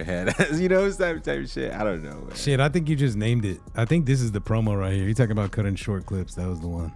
Right where he ended. You gonna cut this clip, Marcos? No, hell no. Yeah, I'm going to neither sleep. am I. I got shit to do. That's what I'm saying. Like, what the fuck am I gonna cut this clip, man? Oh, That's shit, one of our. I'm telling you, man. That's one of our. Here, come on, let's fucking take this shot. Salute Shotty. to Eddie. To Eddie, to Shelly, to Marcos, to Slippy. We getting twisted on the 21 podcast. Shit, man, that's all we do, bro. Hell It's a yeah. Wednesday night. What else are we supposed What to are do? we supposed to? It's actually Tuesday. Oh Oh, my god! fuck, it's a fucking It's a Tuesday. Tuesday. Going Jeez, on this a isn't even the Tuesday. regular day, man. I thought we were almost done with this week. Every time we do a show on Wednesday, I'm like, shit, man, fuck yeah, 2 more days, and then it's just chill.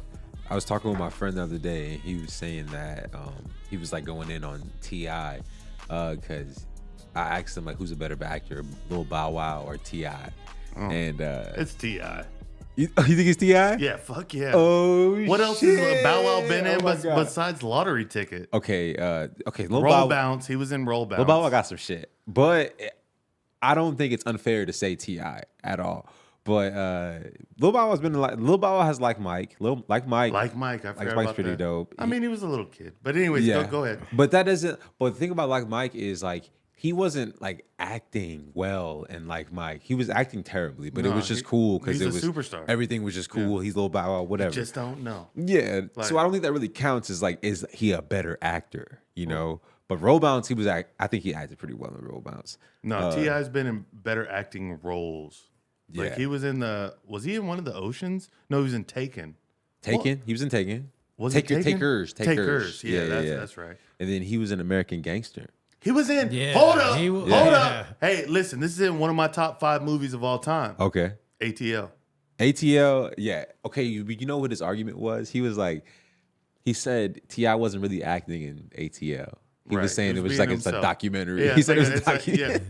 I wouldn't say a documentary, more like what is it, a biopic. Biopic. Yeah. It was more like that. But it was still amazing. It was a cinematic masterpiece, I feel like. Honestly. I wonder how much shit Lil Bow Wow was also in All About the Benjamins. But it was like a little cameo. Yeah, so what? He was also in Tokyo Drift. Like he was great in Tokyo Drift, though. He was great in Tokyo Drift. He did more in Tokyo Drift than in All About the Benjamins. But so Tokyo Drift is Bow Wow's like premiere performance. Are you putting that against Takers, where T.I. was in there for 20 seconds? Exactly. So I wonder if though Tiny ever feels bad that like Nunu is Rashad's like girl. Yeah. I always wonder about, you talking about just in the movie, right? Yeah. Just like, but it's like kind of a real life thing though. Not in real life, but it's like, you know, that's like the this is like what would be their happening. Universe, the ATL Since universe. ATL is sort of like a biopic. This is like the ideal situation, I guess. So it's like, are you saying Nunu is Tiny? But then maybe she feels great about it. Is that, oh, you casted me as Nunu? Yeah. Let's play it like that. Yeah. I think that's the best way to play it. That's how I would play it. But yeah, honestly, that was the first time I ever seen Lauren London act. Me too. But yeah, ATL is amazing though, man. Evan Ross, Diana Ross's son, I think, is in that movie. Ant. And then Jason Weaver. Okay, Jason Weaver is the dude with smart guy. Yeah. Smart. He's the older brother and smart guy, bro. But people always overlook him for The Lion King. Oh no, he was Simba. He was Simba only when he was singing. Yeah. And then the Randy from Home Improvement, Jonathan Taylor Thomas was Simba. All the rest, and fucking Ferris Bueller was adult Simba. Oh my God, I forgot, man. It's crazy how Hollywood works. No, right? that is crazy, bro. Dude. Because I always knew Jonathan Taylor Thomas to be Simba. Okay. I always knew that. Yeah. But his dad is Darth Vader. No. His dad is Darth Vader. No, but for the past at least 6 years, I've thought it was Smart Guy. Because I knew he was the one singing. I've seen him singing on Disney Channel for Simba. So I kept thinking that. But like back in the day, I used to that's Jonathan Taylor Thomas. Dude, it's crazy, man. Like I think that anytime I hear somebody talk about Lion King and who's Simba, they never mention Jason Weaver. I'm like, man, he fucking, you know that song by Chingy, One Call Away? Yeah. Bro, that was like, that's like the hardest hook ever, bro. Roll with me. What? I'm only one call away. Hey, and just in the rain on a basketball court. You know what I'm saying? Like, dude, that's like, people, I don't know, Jason Weaver doesn't get enough credit if you ask me. I agree with that. He did do well in ATL though, like, and then he had another show more recently than ATL, but he was like more of a star player in it, and then it just kind of fell off. I can't remember what that was, but I saw him again. And then The guy that was called Brooklyn. He didn't do shit else. Brooklyn. Oh yeah. He was funny. He was funny in that shit. Though, he worked in ATL. Yeah, man. They always have these like random YouTubers who go into depth about people like that, you know? Yeah. Just like whatever happened to Esquire or whatever the fuck. Oh, Esquire got fucking pulled out by Fofty, bro.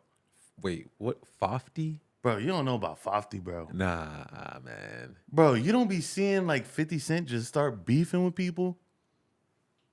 Explain to me what No. Explain to me what Fofty is. I feel like I've seen like this is a very fact check me on this. However, don't, because I'm telling you the truth. I'm not doing shit back here. Are you kidding? I'm not. No. I'm not telling you fact check. I'm telling people who watch it. It's like, hey, look it up if you want to. Also, you can just continue with your life and not give a fuck about it. But 50 Cent went through like a fucking an Instagram spree on people that like owed him money. Like they would just call him out. Or there would be like some sort of lawsuit, and 50 Cent would just call him out on social media and just like, you owe me money, like putting him on blast. Esquire was one of them, but prior to Esquire, there was like all these like, bro, he was just going after people. Like when Kanye went through his like Instagram shit, right? And then but then he's calling somebody out for money, and then somebody texts 50, but accidentally spells it Fofty. And it's on one of these like financial texts. It's like, this motherfucker called me Fofty or whatever. Then it was just like trending on Twitter like Fofty. And it's like, so when you see 50 Cent acting like a fucking dickhead, that's Fofty. Fofty. Because when you first said Fofty, I was like, I remember this as like a hashtag. Right. And I'm pretty sure 50 Cent hashtagged Fofty for sure during that time. Yeah. And even when he fucking so after that point, that's what reminded me of Esquire. It's like it's been a couple months, and then like Esquire owes him some money, and then it would be Branson Cognac or whatever the fuck he's like pitching, and then it's like hashtag Fofty, like I'm on your ass, like bro, I need this money. But then you know, that was a R.I.P. Nipsey Hussle, man. Because he wound up bringing Lauren London and Esquire together in that one music video where like Nipsey Hussle's looking through a house. He's like real estate hunting, and like there was like a whole prefix in the video, like a cinematic prefix that like they were dating back in the day, and she was holding some weight for him, so he had to go to jail. He wound up taking the bid, whatever. And then like he becomes a famous rapper, kind of like it was some ATL shit, really. Yeah. And then you know, he's looking for real estate in LA, and the people that are selling that particular house was a husband and wife, and the wife was Lauren London. And Nipsey Hussle just like looks at her like, yeah, bitch, you remember what's up? And like, and then the music video ensues, but Esquire was the husband. Okay. Right. He was like. Laura London's husband? Right. Yeah. He was looking at Nipsey Hussle like, oh, God. That's kind of cool. I would like to see that because they were kind of beefed out on ATL, and he realized how rich she was and shit. Right. She was like going what was her regular name? Nunu. No. Aaron. Aaron. Yeah. It said it on the fucking Beamer. Yeah, dude. Yeah. And then I really admire the dad. I think it's Keith David. I don't know his name, but he's a fucking legend. It's Keith David. I think Keith David is his name. Bro, he's the president on Rick and Morty. Yes, he is. Yeah. I think that one of the movies that his name's Keith David? I'm pretty sure it's Keith David. I gotta look this up. Yeah, man. That sounds like a country singer. I know, right? Like Keith Jason Aldean or something. Keith his name is Keith David. I think he's Spawn too. Keith is a fucking weird name, bro. Keith is a fucking weird name. That's on like the side of bread trucks.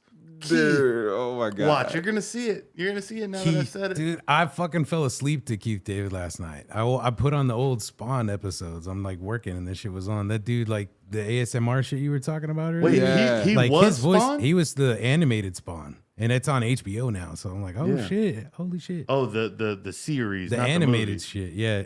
No, that was Billy. No, not Billy Blinks. What's his name? The other martial arts. The one from Titanic? No, not. What's that guy's name? Billy Zane. Not Billy Zane. Billy Zane's a fucking badass too, man. You ever watch Entourage? Dude, okay, no. But I started to watch it. I started to watch the first season, and it's just like a bunch of young guys, kind of like, what are they, actors or like? One of them's an actor. One of them's an actor. Well, two of them's actors, but one's a working actor. Yeah, and watched the first couple of episodes and be like, hey, this is actually pretty cool. Just never got like back into it. But whenever I would always remember Entourage from the TV Guide, you know. Oh, yeah. I would always see Entourage. Yeah, I didn't watch it until I was like 24, 25. Yeah, it's like just like one of those like OG HBO shows, like The Wire. You know what I'm saying? Like, you know, crazy. I still got to do it, man. I Oh, still you got to do it, bro. Have you watched all The Sopranos? I got pretty far into The Sopranos, but no, I Never did not finished finish it? The Sopranos. No, Dude. they got a movie and shit now, right? Oh yeah, I haven't even watched that. That sounds About is it when he's young? That sounds and it's like old dude's kid. Yeah, it sounds like bullshit. I can't. Tony Soprano is left open for interpretation for a reason. In the series, I mean, eventually I'll watch it, but I mean, it's not high up on my list at all. I honestly forgot about it. Yeah, I don't really hear many people being too excited about it. The Sopranos, yeah, but I need to watch The Wire because of fucking Michael K. Michael K. Williams. K. Williams, yes. Yeah, dude. Okay, I seen one of the craziest cameos. He is in Trapped in the Closet, like part 3. Really? Yeah. Dude, I just went and re-listened to Trapped in the Closet recently, but I didn't watch the go back and watch the video. Bro, they come up on my Facebook feed all the time. Is part 3? He is in it. He's with the fucking midget. No. Oh my God, it's a midget. Midget. Bro, yes he is. Wait, I think he might. Yeah, he's the cop. Yeah. He's the cop. Oh my God. See the scar, bro. Holy shit. That's him, bro. That's Omar, bro. Oh. That's Omar. My goodness. It's ridiculous, man. Oh man, he's done some good roles too. Even past that, like that's really great. Did you ever watch the Magician shit? It's not Magician. They went back in time. It's with the guy. He's the versus Creed in this new one coming up. What's his name? Jonathan Majors. Yeah, Jonathan Majors. He's in the fucking but new Marvel movie too. But he's in the yeah. What movie was that? The Ant-Man movie. Yeah, that's right. He plays the bad guy. But what were we just talking about? The Trapped in the Closet. And Michael K. Williams. Yeah, and then the girl from Full House. No, she's the little sister, right? Wait. The of the black family. Like I can't remember her name, but she. She's the sister to the Olsons. No. Fuck no. Not the white ones. No, the guy that fucking pretended to hang himself. Jeffrey. No, sorry. What's his fucking name? It's like a French name. Jussie Smollett. Jussie Smollett. His sister. She's the fucking main. She's the co-star in this series on Netflix. Gosh darn it, I can't remember what it's called. It's a great show. But Michael K. Williams is doing some gay shit. So that's what made me think of like, oh my God, it's a midget. Like he's been doing this shit, bro. Dude, yeah, when I saw him in there, I was like, yo, this guy. But honestly,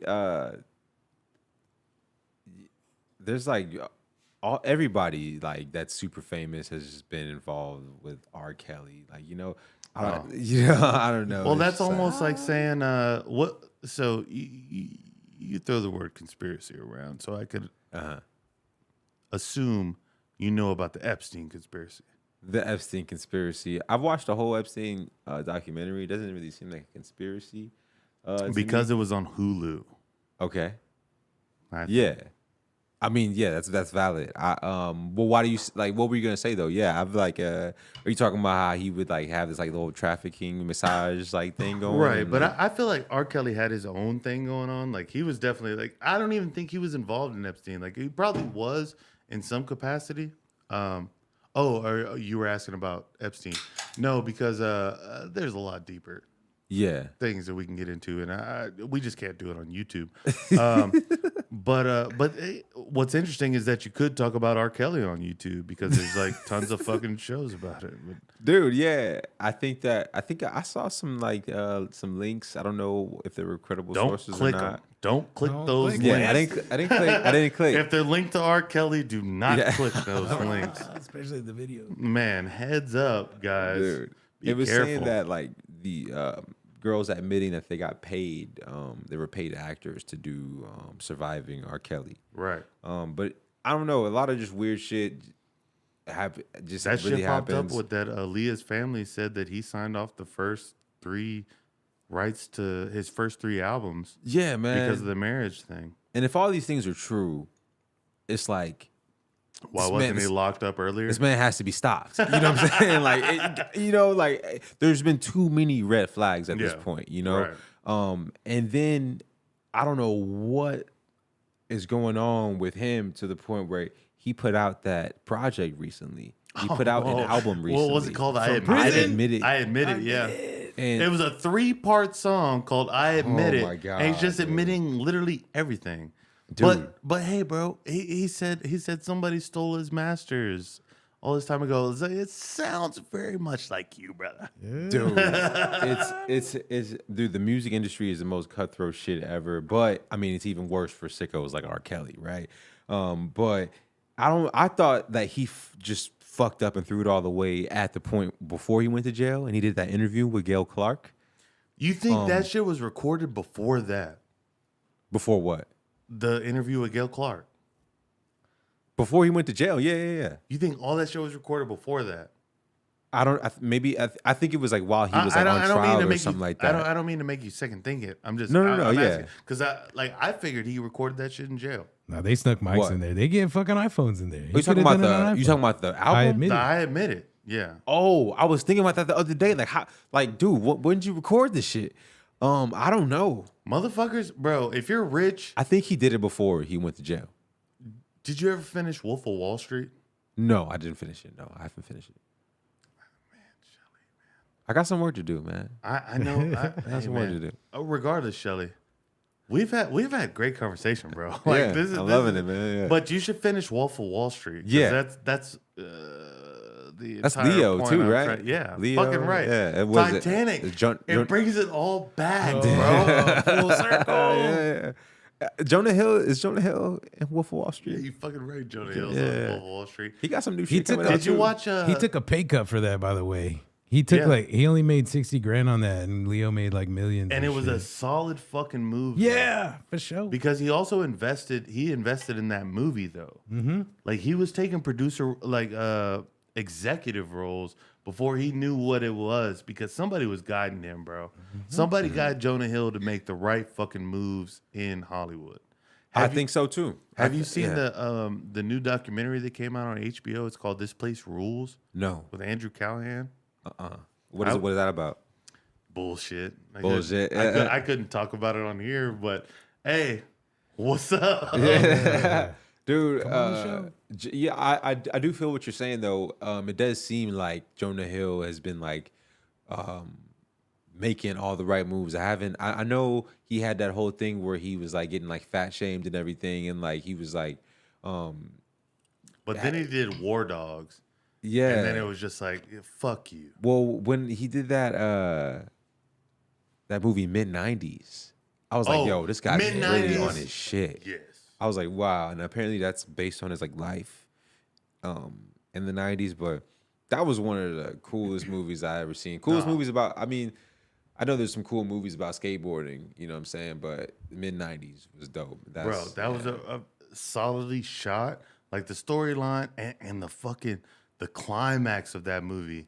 Yeah. Like I would never give up that spoiler because it would just like that's one of the climaxes in a movie that just like hit the shit out of me. Yeah, man. Like that was a great movie through and through. Yeah, man. It's amazing. That was an A24 movie also. A24 got some shit. I think it's the guys. What is the movie that they Hereditary? No. It's in theaters right now. I don't know if it's the one where it's the Spielberg movie. It's about like it's called the The Fallmans or something like that, or some shit. It's about Spielberg's life. Oh, really? But there's another one with Jonah Hill coming out. And there's Google it, Eddie. Bro, Jonah Hill is fucking putting out tons of shit. Yeah, he's starring in this movie, and it has a bunch of other stars in it. And it's like hit or miss with those movies with those star-studded casts. Right, yeah. One movie that is really cool. The that has Fablemans. The Fablemans, yeah. I don't know if that's A24 or not though. No, it is. Oh, nice. It comes out September 11th. It's been up. It came out on September 11th. Yeah. How's that make you feel about it? Oh, damn. I don't know, man. It's like, bro. Jonah Hill's about to be in You People. You People. I think that's what it's got called. Eddie Murphy and Nia fucking Long. Yes, Nia Long. That's what. Yes. And Lauren London. Oh my God, yes, though. Oh, dude. That's a star-studded cast. Yeah, man. And it's gonna be a good movie. It has trailer to be. looks good, man. It has to be. Yeah. Jonah Hill is like acting in it, and like, when did he did one skinny movie? What was he skinny in? I know he's in Django, but you couldn't really see. Yeah. I think he was still a bigger guy in Django. I don't know. Did you ever see The Babysitter? No, I haven't seen The Babysitter. What? Yeah. Have you seen The Babysitter, Marcos? With Jonah Hill? With The Rock? Is Jonah Hill and The Rock in a movie? There's a movie about The Rock being a babysitter. That's the game. I think it's like the game plan. He's a football player. Yeah. No. He like babysits 4 kids. No, I think it's the game plan. That might be the pacifier with Vin Diesel. The pacifier. That's Vin Diesel. Oh, it's Vin Diesel. Yeah. No. There's a Rock. There's a Rock movie where he's babysitting. Really? He's the Tooth Fairy. I feel like movie too. He's the Tooth Fairy. I think it is the Tooth Fairy. It's a Tooth Fairy. Yeah. Okay. Yeah. What the fuck? Fuck the Tooth Fairy. I never watched that movie. The fucking pacifier. Do y'all remember Look Who's Talking? Yes. Mm-hmm.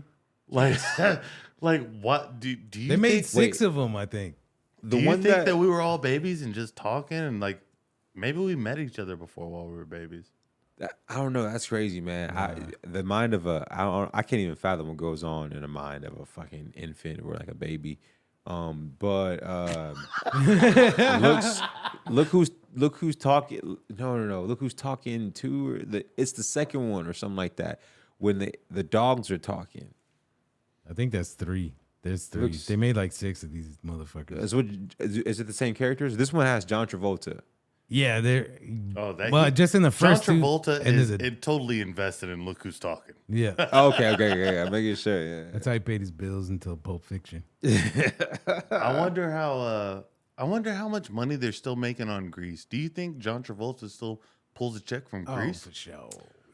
Dude. What kind of checks do you think it is? It's got to be like fucking like $10 a month. Residuals though, man. No, like all the high school plays and shit. They're paying him a subscription to play his movie. If he's got a piece of the whole property, I don't know. That'd be a good move. But they put like all the high school plays pay for that shit.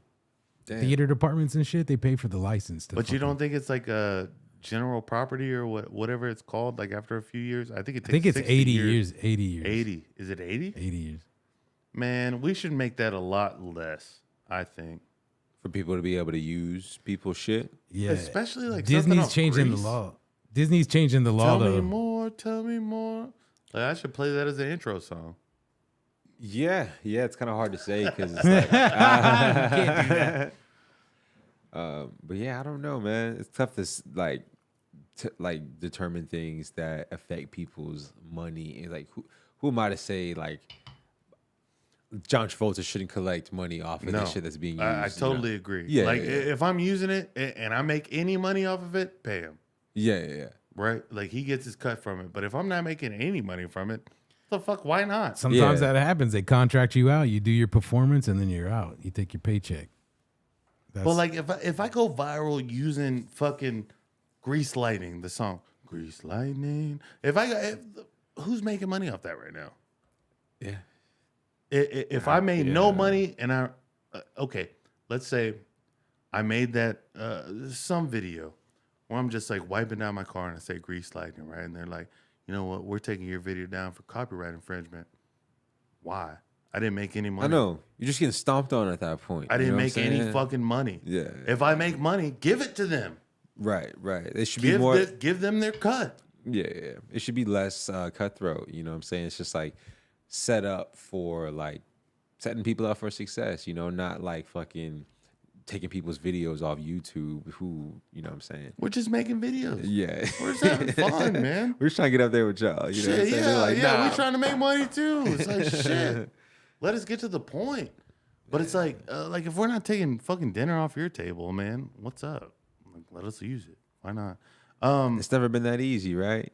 It's like when J. Cole fucking did the end. He did the end of I don't know if it was Born Center or one of them. It was like a 14-minute fucking shout out. He does that at the end of his album. Yeah. But it was basically just like while he was recording this shit, he got the news that one of the samples on this shit cleared.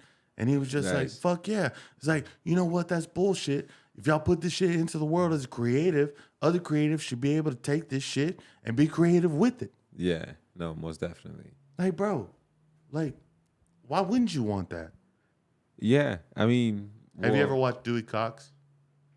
Nah, man. I told you, my friends always talk about it all the time. Remember that friend I told you about who like me name dropping and shit? Yeah. And then like a lot of my comedian friends talk about Dewey Cox a lot. But no, I never seen it, man. I kind of like grew up on like a lot of like just weird stuff, and I get like real fixated on things. I'll start like be watching the same thing over and over. Like what? Rush Hour, for sure. I think Rush Hour, Home Alone, and Friday and Blue Streak are movies that like we just all like just binged on. We just would watch it every fucking day, just for certain periods of time. And those are 4 movies that know word for word. You know what I'm saying? It's like yeah, man. But I don't know. I didn't really like. It was a certain kind of comedy that I kind of grew up on, and I was like maybe sort of sheltered to a certain extent. But I just like grew up on a lot of like fucking black cinema, I guess, man. Like I don't know. Like what, Dolomite? Like where are we at? Where are we at in this like realm? okay, so like I guess Friday gives some perspective. You know, like like Baby Boy. How old are you, real quick? I'm 29. Okay, cool. 29. Okay, that brings it in. Yeah, of course you know Baby Boy. Yeah, it's on BET every night at 5. Exactly. Yeah. And believe it or not, dude, my family, like, you know, my close family, like my aunt and my dad, my uncle, like, we were like really kind of like, we were watching these like the Tyler Perry plays, like Tyler Perry before Tyler Perry made the movies. The plays were like sort of like I don't know, it was like some cool like family shit to watch, and I wasn't like as a kid you hate the fucking singing parts. You don't want to hear this shit. You know what I'm saying? You just want to get to the drama. You know what I'm saying? Every time I saw it, I hated it. Yeah, man. But we used to watch those and like Martin, of course. I used to watch this channel 41. It was like a local channel in Milwaukee, and it would have these old ass shows on there. It would have like Roseanne. That's how I started watching Roseanne. I'm a Roseanne fanatic. Shouts to Nanny, man. My grandma, man. She put me on fucking Roseanne heavy. It's such a cool like middle class like kind of shit to watch. Serving loose meat sandwiches, right? It was at the lunchbox.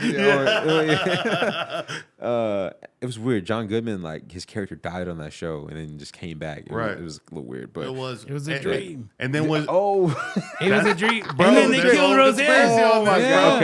Okay. It makes total sense. And then they killed Roseanne. And then they killed Roseanne. That was like so now it's totally a dream. None of this is real. Like because Roseanne became a Trump supporter. Right. Yeah, dude. Yeah. It's just like, all right. All right, man. We don't know how else to fix this, but it was a dream. Dude. But Martin would play on that show. It was like a bunch of sitcoms and shit. They would all like Becker and Seinfeld and shit. I never watched either of those. But yeah, I wasn't much of a Becker guy, but I've seen a little bit of Seinfeld. But then Frasier was another one. I'm sorry.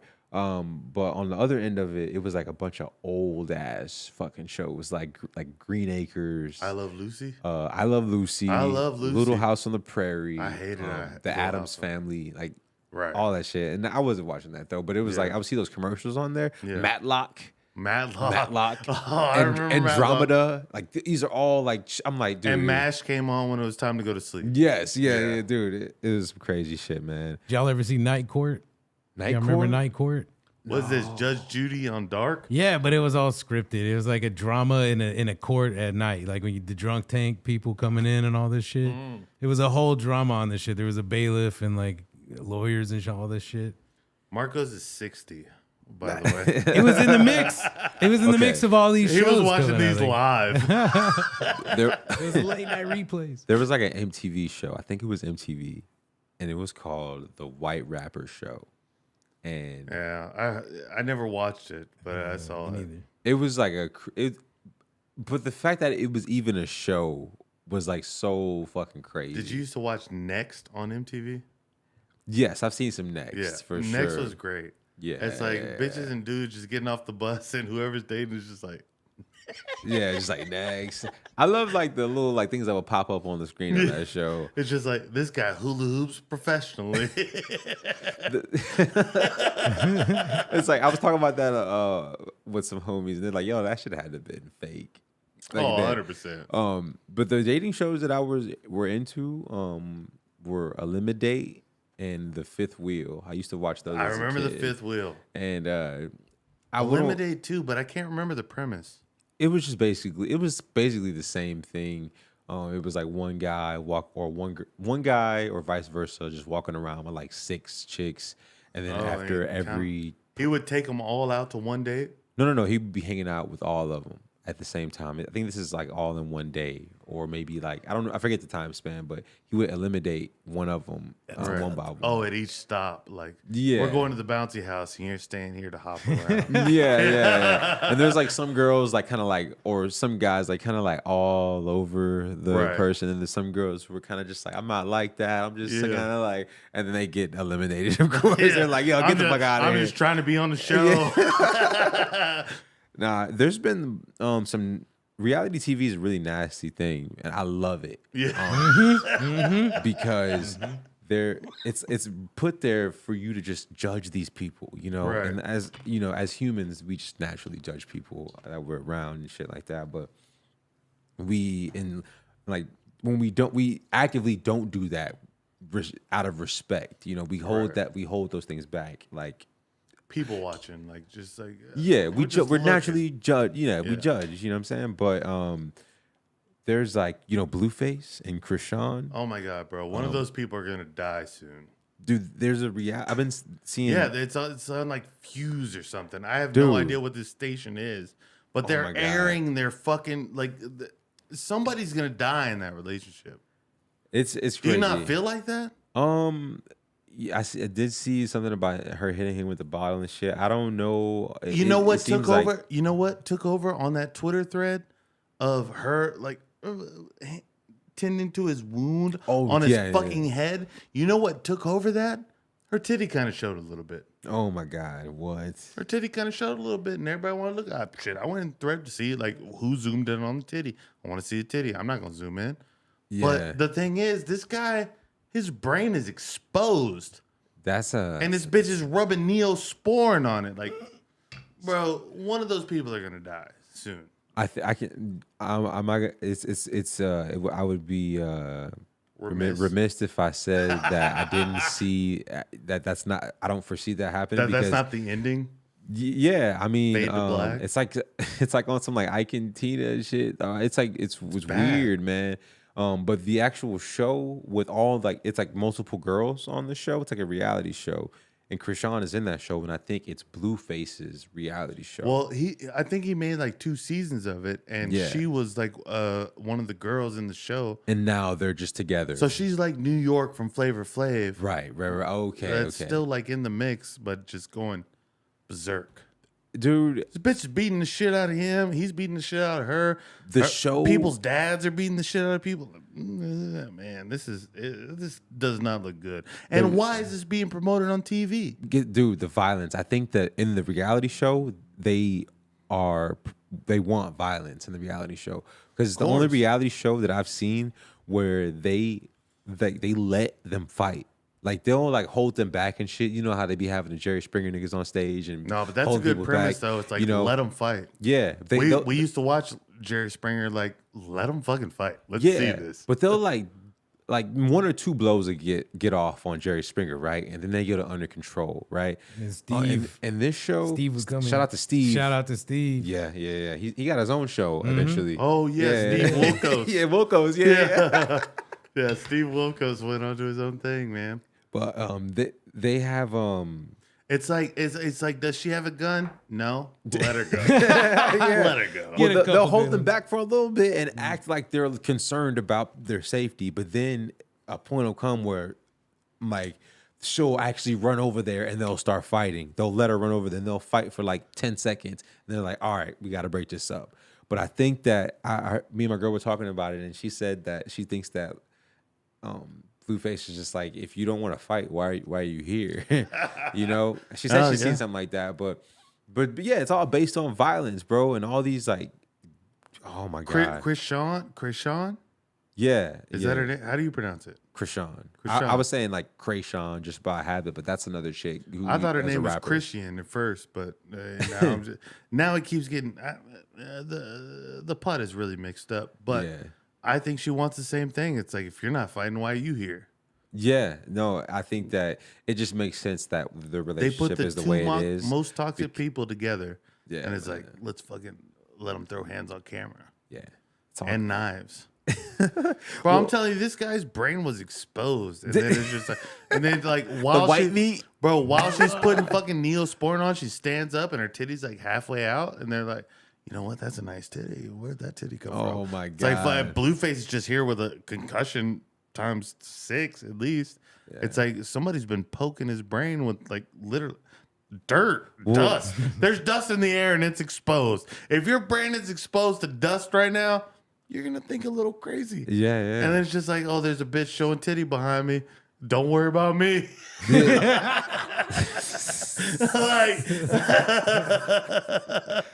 and they're don't kids mind too, me. man. Look like, at the titty.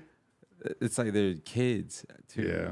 They're pretty young. I don't know how old. I think that I'm pretty sure like Blueface is like a younger guy, and Krishan is like I think they're like 24, 25. That's what that would have been my guess. Yeah.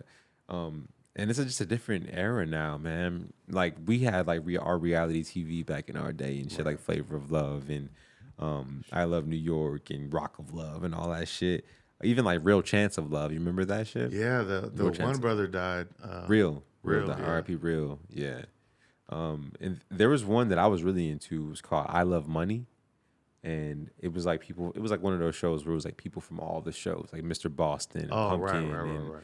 You know, I'm gonna take a piss real quick. Yeah, hell yeah! Shout out to American reality TV. Oh man, I grew up on all those John Singleton films and shit, like In Living Color and all that stuff. That was hell yeah. When I started getting into all the TV, like don't be a menace to South Central while drinking your juice in the hood. John Singleton, like, that's like he did Boys in the Hood. He did Boys in the Hood. Boys in the Hood, yeah. And then like, Drew's gone. My bad. But like. The Wayans Brothers movie, though, the parody of that shit was like on replay in my house like 1,000 times. Bro. That one, dude. The Wayans Bros got some shit. They got that shit. That movie called Little Man. Yeah, Little Man. The special effects to make that dude little and put a little head on the baby. Yeah, man, and just make him like just like a little chunky sensation. And then I think that Damon Wayans is the funniest Wayans bro, though. Oh, for sure, man. That guy had all the fucking talent. But the big brother that directed all the movies, Keenan Ivory. Yeah, I think he was the OG. Yeah. He did all the behind the scenes shit. Like them together, like that whole family of it was fun as shit, man. Growing up and doing that shit. Also, not to bring the party down a little bit, but Bill Cosby was my like TV dad growing up. That was my whole era, like the whole 80s, bro. Dude, dude, the Cosby Show was an amazing show, and in school, they talked about Bill Cosby like he was that guy. You know what I'm saying? Like anytime like Black History Month came up, Bill Cosby was talked about for sure. About this like amazing comedian that we all knew from the Cosby Show, and he played this like just good family dad guy. He even kind of looked like my dad was like a short Mexican dude, but he had the same face. Like he almost had the same face as Bill Cosby. It's like breaks my heart even more, man. Yeah, it sucks, man. It sucks that sketchy shit goes down in Hollywood in general. I don't know if it was Hollywood, but just like in the industry. But I think he's out of jail. He said he's gonna go on a tour. He was gonna go on a tour. Bill Cosby? Yeah, he's going on tour. I saw that. What was that movie where he's like, oh, how Bill Cosby makes a strong drink? I've never watched one Bill Cosby movie. No, it was a movie making fun of Bill Cosby. There's been tons of it, man. That's fucking SNL. That's like 90% of their fucking shit. That's the Dave Chappelle SNL was so funny. Man. They did a barbershop scene. I didn't like the skits. You didn't like the skit? I didn't like the skits, bro, because I'll tell you exactly why, and I think this is valid, bro. Okay. Because the Chappelle Show. Classic. That's the shit. Yeah. These motherfuckers aren't paying him much to go to SNL. But they wanted, Chappelle Show people. And he did all right. Like he fucking did what he had to do to get the bread. But in the like overall? Yeah, like, overall okay. in the skits overall. Okay. All the skits. The barbershop skit was good. I feel like the dragon skit was better because he brought all the Chappelle like characters out there. Yeah. Okay. Yeah. Thing is, player haters. There's a reason Dave Chappelle left the Chappelle Show. And do you think he's really just gonna give it his all on SNL? Get the fuck out of here. He held out for $50 million. So you're saying that he kind of just like he did the bare minimum. Yeah. To make his bread there, bro. Like that wasn't like Dave Chappelle like at his top. Yeah. Like that was nothing to hold a candle on like. Yeah, I don't think it's like super like classic, right? But it's like late Dave Chappelle, I would say. I like the barbershop skit just because I just love that repetition of like him cutting the clippers back on. Stop it off. And and he talking about the Jews. Like anytime like the I don't even they made it seem like it was a white dude, but I don't even think the dude was white. I don't know. But he was white. Anytime he said something that was like definitely cornball shit. Yeah, and they just like stopped. He was like, I don't know. I'm thinking about getting the vaccine. And everybody was like, That's great. That shit had me, bro. I'm telling you, I was in my living room laughing so hard, bro. And it's not like you type ha ha ha on like an Instagram message, like I'm dying. I was laughing so hard, bro. But then you love Kenan Thompson? Yeah, that was one of my favorite parts of it. When the facial expressions, he would just get back to it, you know. But I think that my thoughts about it are in relation to the Chappelle Show, which I didn't even think about. I mean, you make a good point though. They try to do like the Chappelle Show thing with the House of Dragons. They wanted the Chappelle Show, and it didn't. You can't really have it. Yeah, you can't fucking have it. Dude, they walked out on him. People walked out on him on the cruise. So like, I'd be pissed too. Like right before the show, all these people like all the writers and all that shit. Yeah, man, they fucking tried to cancel Chappelle. But I do believe. Okay. There's a couple of instances between Kanye and Dave Chappelle. Yeah. In my opinion, from the inside looking out, I think Chappelle loves Kanye, but if Kanye starts doing too crazy of shit, like what the fuck am I supposed to do, bro? I'm famous. Yeah. I'm trying to get this bread, bro. Yeah, I think that Kanye. Chappelle went to go check on Ye in Wyoming. Went to go check on him when all that shit was going down. There's video.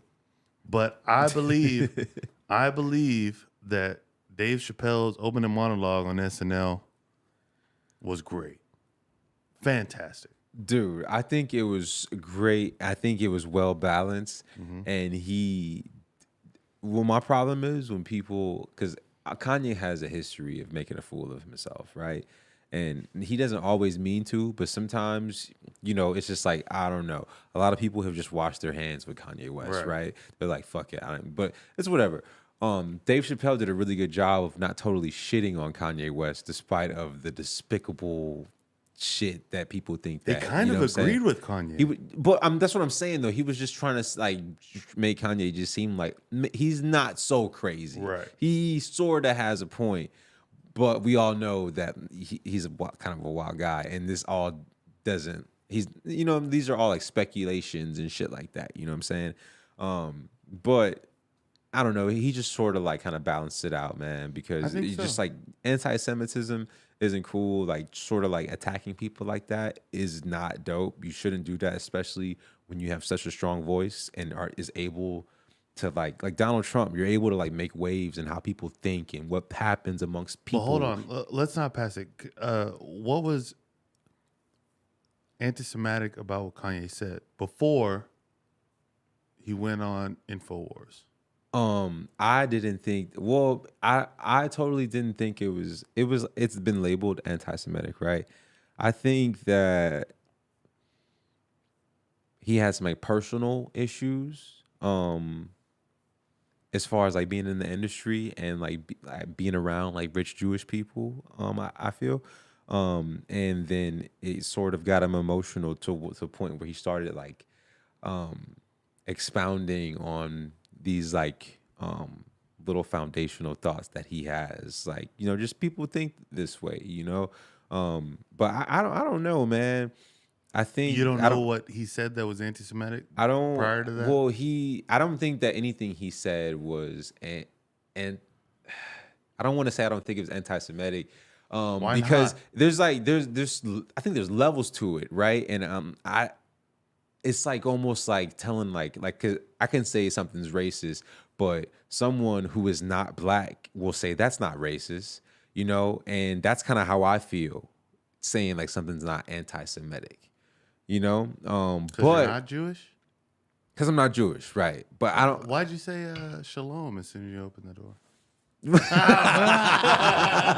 like, wait, whoa. It's a mitzvah. I was like, goddamn.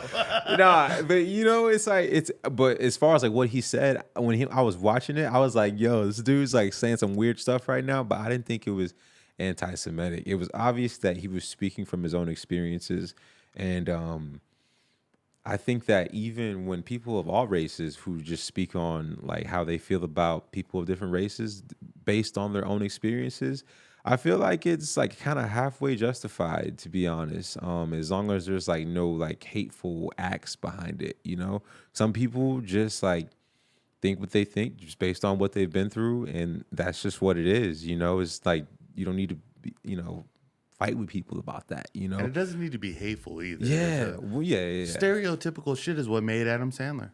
Right. Yeah. No, in a sense, yeah. It's a forgotten past, it's like everything has to be very spot on about shit that you say and stuff like that. But I got to bring it back to this because I want to find a point with other people and other creatives too. I know you're like, what's great is you're not as in tune with social media and what's going on, like the pop shit. You know what I'm saying? Like that's fucking cool as fuck. I need to fucking more adapt like that type of lifestyle. But I'm waking up looking at Twitter and like seeing what the fuck's going on. Anyway, I feel like I'm sort of entrenched in it, but I feel like that I'm paying attention to I just feel like I'm consuming junk food, you know what I'm saying? So like I actively like sort of try to stay away from it, but I feel like I'm still like kind of like addicted to it, like everybody else is. Yeah. The interesting thing about everything you said about Ye was not the fact of what he did that was anti-Semitic. Do you know? I think that he was just very direct in who he was talking about. No. Prior to that. Prior to him saying he loves Hitler. No. I'm talking about on Drink Champs. Like he did that Drink Champs interview. Yeah. I saw that too. He was like, and before he did that, he was like, I'm going to go DEFCON 3 on Jews in the morning or some shit like that. Yeah, that was on Twitter. And he also spelled it wrong. He just wilding, you know what I'm saying? Like, but obviously he has some things that happen to him that, make him believe certain things. Makes him anti-Jew. I get, and I'm sure he's not like anti-Jew, right? Yeah, He's like, nope, he probably has some Jewish friends. Even like I've watched some videos of KKK members. You ever watch Soft White Underbelly? Yeah, I've seen some. And Soft White, yeah. there was a KKK guy on there, and I'm not saying I'm about to go be best friends with a Klansman, but he kind of like made a point that like we're not like, of course it's like anti-black or anti-whatever, but they say that they're separatists and not necessarily, they don't think that other races they don't think they should die or not live on this earth. They just think they should be separate. And I know people who are into Pan-Africanism who think the same thing. You know what I'm saying? That like, but I don't think that. I don't think that, right? But it's like peace and love, bro. Be careful. Yeah. They might kill you. Could you give a small explanation of what Pan-Africanism is? I can try. It's basically, from what I know, it's basically, you're it's like a pro-African kind of thing, and you are all for African Americans, I guess. To have Africans. Okay. And you want a nation for all African, like, black people. Yeah. And it's sort of, I think I sort of see it as a separatist kind of movement, I would say. Like own laws, just all for the uplifting and advancement of black African people. Yeah. You know what I'm saying? Yeah. And I can get behind that for sure, of course, right? I'm not the separatist kind of guy. And I'm in a biracial relationship. Is that the white word for it? A biracial, or is it the white word? The right word. Yeah, right. That was a good one. That was a good one. Yeah. But yeah, and it's like so I don't totally agree with the separatist stuff, but like I watch a lot of Dr. Umar, and yeah, he's like the Prince of Pan-Africanism, right? Like okay, so that's what Umar's pitching.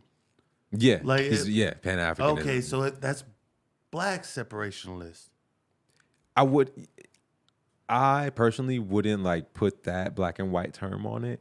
But I think, it's along the lines of that for sure. For Umar with the memes, at least. Yeah, he's like Umar memes are definitely, the school he's creating is only like for African people. Right. Like he said he let mixed people in though, if they're African though. Right. So it's definitely separatist vibes for sure. Yeah. But he always talks about like you shouldn't like black men shouldn't date outside of their race because for one reason, that younger black women will look at you and think they're not good enough for a black man. And then two, preserving the black race, which is sort of like on some separatist vibes also. Right. And then what is the other one?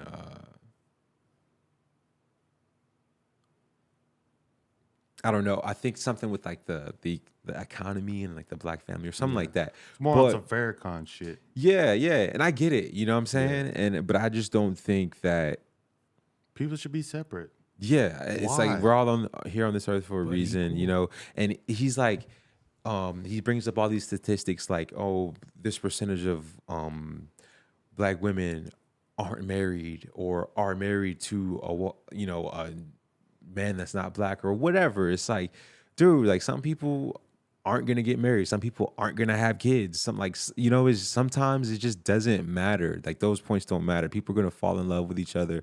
People are gonna, like, we're all here on this earth together. I don't really get how you can say, oh, there's enough. I don't know. Yeah, I totally agree. I don't know. It's interesting that like in 2008 I used to see like memes in that era where it was like in 2020 everybody's gonna look like this, and it was like a Rashida Jones with yellow eyes, and it's like it's not crazy that it's not there yet, only because of like the political climate. Like you could see like how people are, because there are the Dr. Umars and there's whoever on the white side that there's a Dr. Umar over there. Yeah, these motherfuckers. They have His some name sort is David Duke. Is David Duke still around? I thought he was I dead. think so. I don't know. He's on Who Rumble. cares? Who cares? He's probably on Rumble. I'm not going over there, man. I think there was like I forgot who said it recently, and I think it might have been Dr. Umar.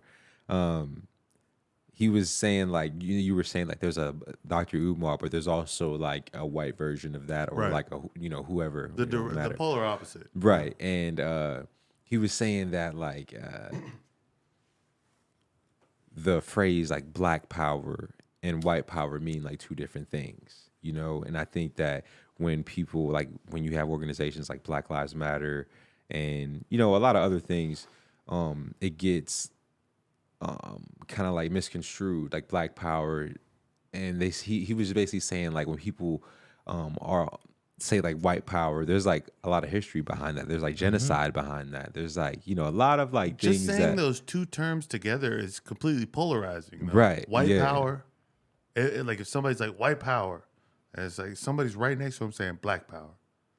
It's It's One's about two- offense and the other's about defense. two though. different types of energy, right? Nah, I'm not taking that as a thing. I don't know. I think it's. I mean, that's I what he can was talking sorta about. see where you're going with The that, distribution yeah. of power between the two terms. Yeah, or- but it's not a football game. There's not an offensive and defensive. I mean, there is at times, you know what I'm saying? But it's like it shouldn't even be like that. Yeah, it's definitely pretty strange, man. But yeah, I think that's why things get weird when you got people like the Black Panthers or like the Black Lives Matter movement, or just like The Proud people Boys. of this, not even just Black people of the same race, just sort of sticking together. That's always looked at as like even with like even whites, blacks, Hispanics, whatever, Asians, they like whenever it's like a idea of them like kind of sticking together, kind of sticking to their own, it's kind of looked at as like racist. You know what I'm saying? Like it's like it's a gray area. Separatists. What, like the way you say it is better. Separatists. Yeah. And sometimes it's looked at as as inspiring, like when you look at Jewish people or like Asian people or whatever, seeing them like kind of like operate amongst each other. You know what I'm saying? People talk about it all the time, right? It's like, why can't Black people do this? Why can't Black people do this? Or just and it's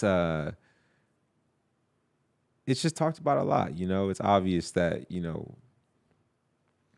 Jewish people have their own neighborhoods, right? What's kind of crazy right now is like we have an open southern border on the end of Texas, bringing in everybody from like Central America, basically Honduras, Nicaragua, everybody like that. But there's also people from Cuba and Haiti and Nicaragua as well are doing the dash aquatically. And they're pulling up on the Florida Keys. So Joe Biden just shut down any asylum for Haitians, Cubans, and Nicaraguans, which is interesting because he shut down what? He shut down people coming over here and gaining asylum. Okay. Oh, okay. Gaining asylum is what you said. Okay.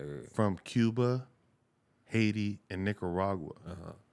But everybody could just rush up from the southern border. Like, they don't even have to do the dash aquatically. They could do it via land. Just walk on over. But I think in Texas. Yeah. Okay. Well, no, in America, period. Like like Tijuanans are coming up. Like most people, a lot of Hondurans are going through Tijuana and coming in through that border on California. That's probably the easiest border, honestly. Texas has a lot of obstacles. Like Baja California. Yeah.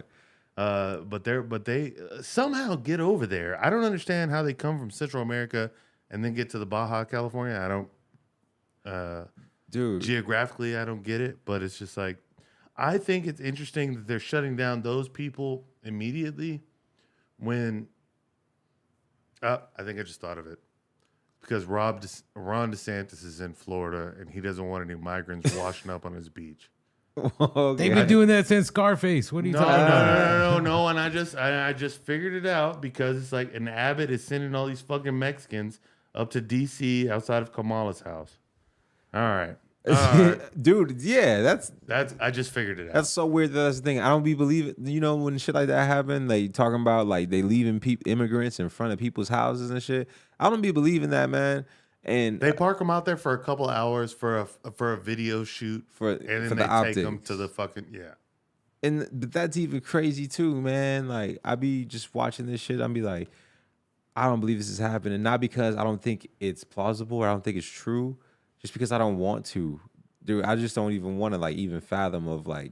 I think I just found my subconscious hatred of this entire conversation is the fact that I was sent to the Mexican border to watch people cross the border, and now I haven't been sent to the Florida Keys to watch these motherfuckers wash up, man. Dude, I'm fucking pissed about that. So you rather do be chilling out in the Florida Keys? Bro, if I was in the Florida Keys just filming these people like fucking coming up on a boat. In a swimsuit with a drink. And a swimsuit with a bitch, I'm about to wear a Speedo out here, bro, on the clock. With the Camelback with Casamigos. I got a drink in my bottle. Yeah. Ass in the sand. Bro. Not a worry in the world. That's what got a camera in my hand, just filming them. Jeez. Washing up today.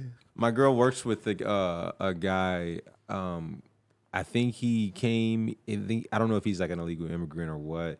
But he back in his day, he used to try to come to America across the border from Mexico, and he would say that they would try to do it one day. They would get caught by Border Patrol, and they would just be like, "Yeah, we got y'all. We'll be there tomorrow." Yeah, and they would just send him back home, you know. But I thought that was just way more serious of an offense. It's not, bro. Nah. Really? So fuck no, wow. bro. We're busting people in, bro. We're bringing these motherfuckers in. They're not these motherfuckers. Like, I mean, they're people. But it's just like, hey, man, this is fucking getting nuts. And then it's all a political ploy is the bullshit behind it. Because it's like, why can we bring all them in, but we can't bring them in? Dude, it's some strange Haitians, okay. Cubans, Nicaraguans, bring them on. Come on in. Bring him on. Come on down. Price is right. But it brings, you know what? Yo, so Dr. Umar was talking about Black Panther 2. And speaking of conspiracy theories, do you this think it's guy... Hold on. Do you think it's fucked up that none of the other Avengers showed up for T'Challa's death? Somebody tweeted that, and I thought about it. I was like, that's interesting. But I think it's a sign of respect. I'm not trying to take away your glory, bro. Yeah. Because it could definitely be looked at as like if fucking Captain America pulled up. Yeah. And Black Panther, they'd be like, yo, what the fuck is going on here? People, you can't make people happy with shit like Hey, this. can we send this to break? I want to get. That's the name of the Mexican city where they're causing havoc right now. I don't think it is. But the name is. Look, hold on. Can we send this to break real Tulacan. quick? I need another beer. Heavy. You bitch.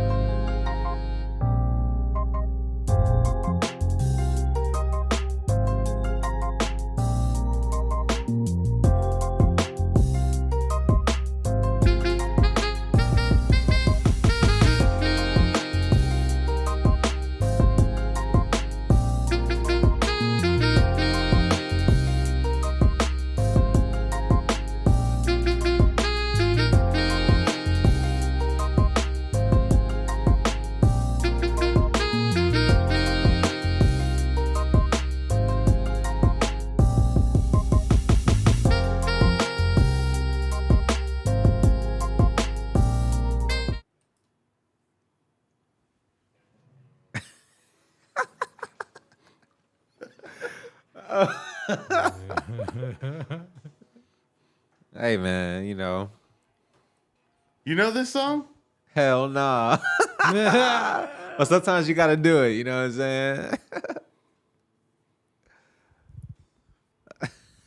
Used to spend my nights out in the ballroom. Hey, I tell you what. Liquor was the only love I've known. Give me the words over here, Marcos. Oh, come on. But you rescued me from reaching for the bottom. This is my second go-to. Brought me back from being too far gone. Hold on, let me wet my whistle. You're as smooth as Tennessee. Smooth as Tennessee whiskey. You're as sweet as strawberry wine. Strawberry wine, baby. And you're as warm as a glass of brandy. Girl, you know you warm as a glass of brandy, girl. Did I ever tell you that? I stay stoned on your love all the time. Every hour of the day, baby. I tell you what, I've looked for love in all the same old places. Fixing to cry right now.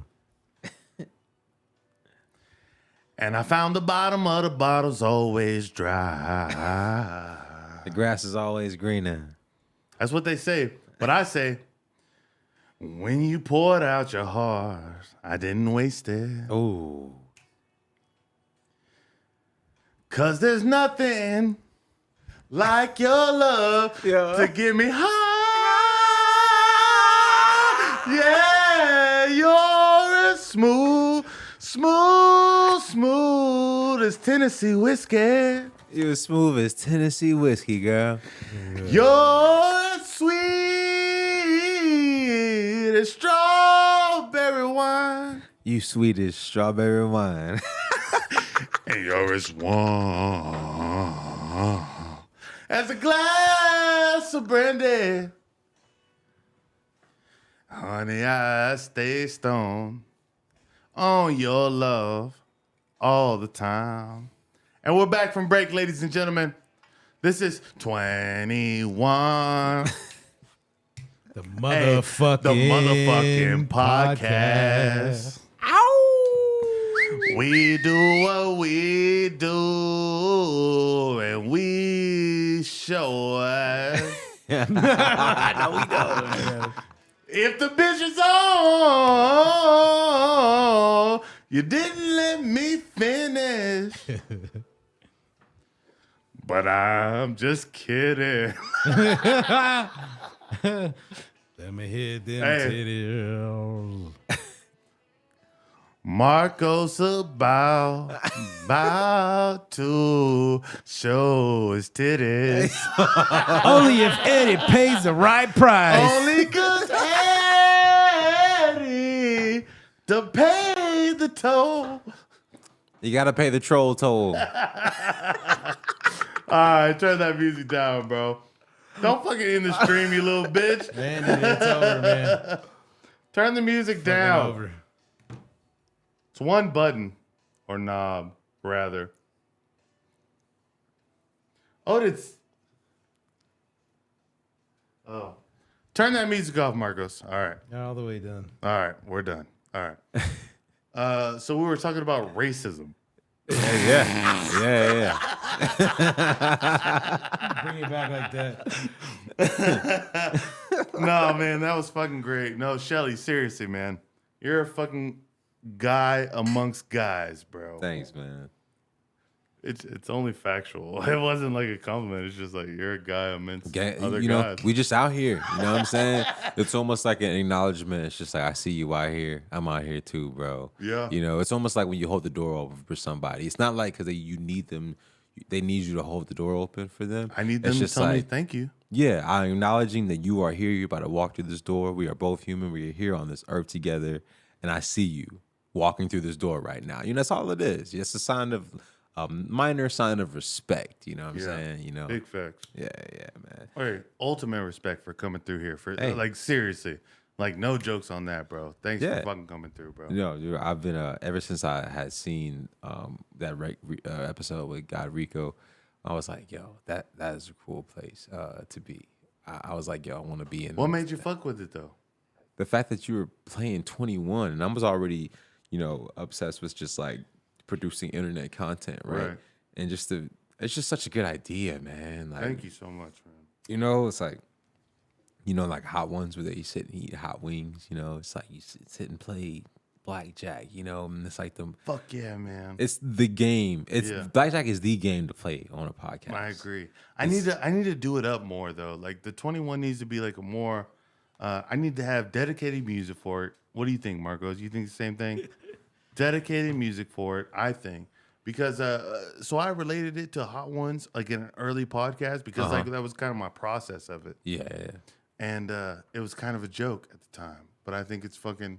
Well, I think it's the shit. I think that I related to it because anytime they ask questions, they talk about things, but they always come back to eating the next wing. Right. In your case, you're always coming back to the next round of blackjack. You know, it needs to be more of a production of the cards, I think. Yeah. What, Marcos? The fuck are you laughing You're not gonna at? believe this shit, bro. There was no music coming through. That's just you straight singing. All of us chiming in. Dude, oh my God. You're kidding me. I'm not kidding. Oh my God. But you're on key as fuck, bro. It sounds no backing track. You were carrying that whole fucking tune. Yo. You let me do that, huh? I didn't know what was happening. That's expensive content right there, man. They gonna eat that up, bro. That's some good shit right there, man. I'm highly upset about bro, this. Oh my God. Let me check my text. That's so funny because my headphones came off for like 3 seconds, and I was like, "Oh shit, this is really happening." No, right you know now. what? I tell you what. You're done, Marco. Fucking done. You said it was good. You said it was good. Yeah, I was in the midst of singing. I was crushing it. Oh, you were. No, I heard it. It was good. The internet heard it, bro, by itself. Like we compare it to the track later, and it'll fucking line up. I bet it's not even me singing on there. Yeah. No, it's there. I heard you singing, bro. All of us chiming in. It was all on beat, all on tune. Man. I was over here with the ad libs. I had your back. No, bro, we were fucking crushing it, bro. Yeah. Like your ad libs were like, bro, that's what that shit. I ad libbed to that. I was like, yes, we're on fucking point, crushing it, dude. So you like country? I would assume you're a fan of country music, right? I love classic country music. Yeah, and classic country music for me is like 80s to 2000 maybe. I used to. I mean, most of my life I've always just kind of hated. I'm pissed country about music. this, by the way. About what? Obviously, man, you said it was good. I don't did know how to make it karaoke. good. I did great. Anyway, You did good. Dude, yeah, You did awesome. good. Don't be No, I mad.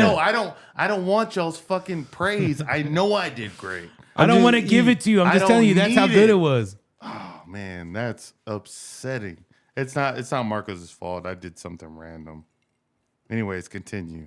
That's amazing, dude. What happened was amazing. That was amazing. I'm not trying to like be like pitiful or whatever. No, I'm trying to. I know. I'm just trying to say and that we didn't like catch it on camera live. It was transcendent.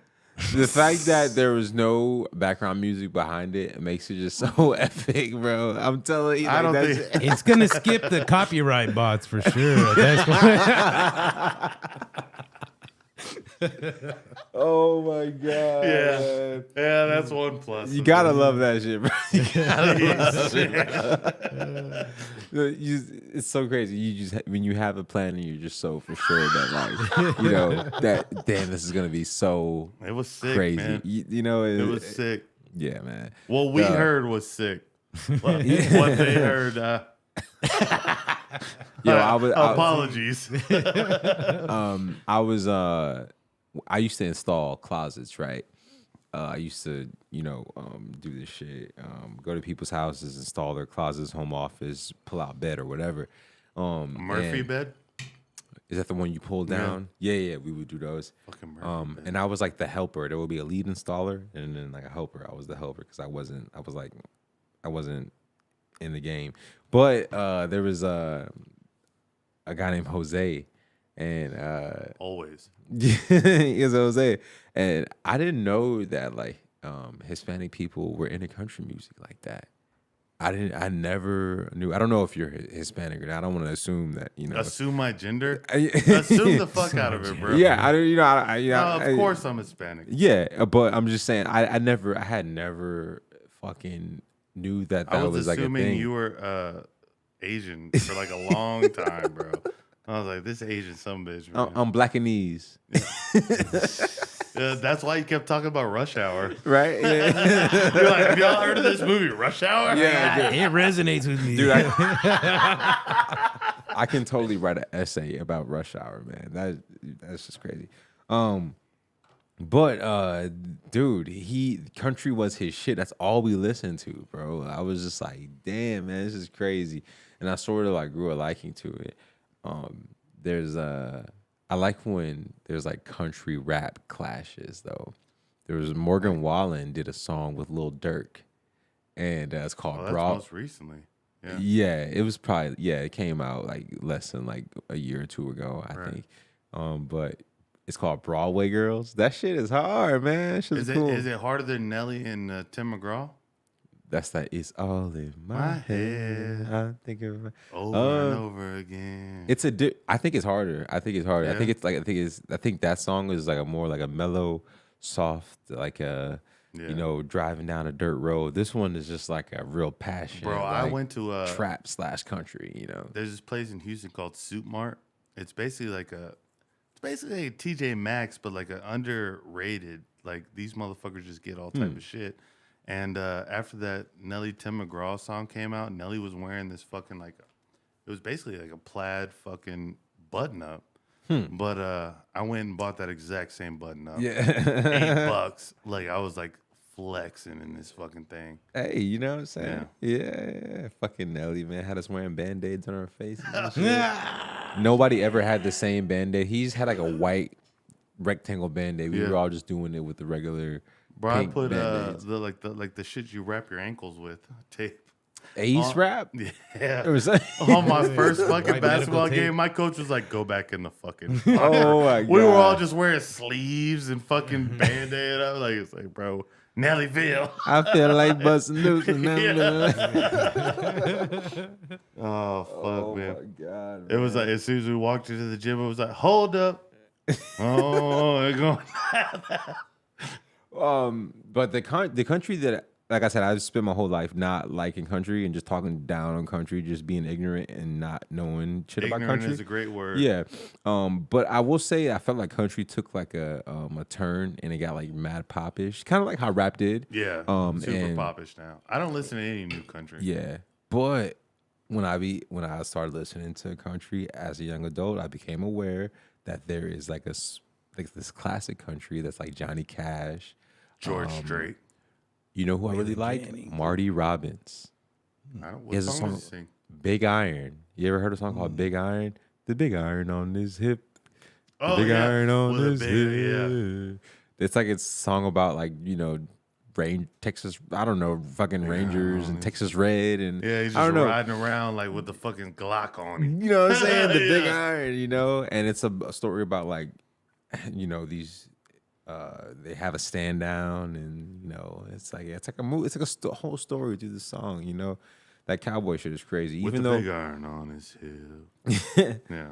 I'm not into Westerns though, but them that black Western though, The Harder They Fall, that's a good one, man. I watched Concrete Cowboy and I thought that was enough. But so my stepdad's black, and I went and visited recently for Christmas, and he's got his whole setup in the garage now because this some bitch came to my garage and was like, "Oh, that's pretty cool to have a TV up there." Put a fucking TV in his garage, and now he has like he's trying to stunt on me, whatever. Hey. But he was like, "Oh, come out to the garage, we'll smoke cigarettes." Yeah, whatever. And then he just puts on these fucking westerns, man. And at first I wasn't into it, but then it was like Death Valley days for people that watch Westerns, apparently this is a big deal. But it was great because they were like 20-minute stories. They were like short films. And there's this guy that's like the guy from Toy Story, the protractor. What's it called? Contractor? Contractor. The This is a person? geometric locator in that. He has a pickaxe in Toy Story. I don't know what his name is. Anyways. Stinky Pete.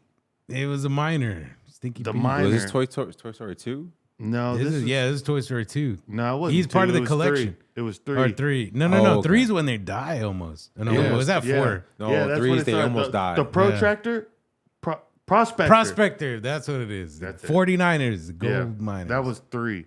Okay. But anyways, and this guy is just like on every. It was 2. I just got to point that out. It was 2. Nah, it was 3. No, 3's when they die. The prospector is not in 2, bro. No way. Yeah, he's a part of the Prospector in collection with the dude with the chicken fucking toy store. With the chicken guy. I swear to God, I'm going to look it up right now. I'm proving it right now. 2. Yeah, good luck. Watch me look this up. Anyways, what is this? the Western was basically like it was My just phone like died. these little 20-minute stories of just like this was a battle in Texas, and he was the prospector that showed up and like gave you the narration of what's about to happen. Yeah. And then they just like had these like they were high like Hollywood people back in the day because there wasn't many. Yeah. And there was this one where he went to go rescue this girl who had tons of gold. Like everything's about gold back in these days. Like Yeah. everybody's mining gold, right?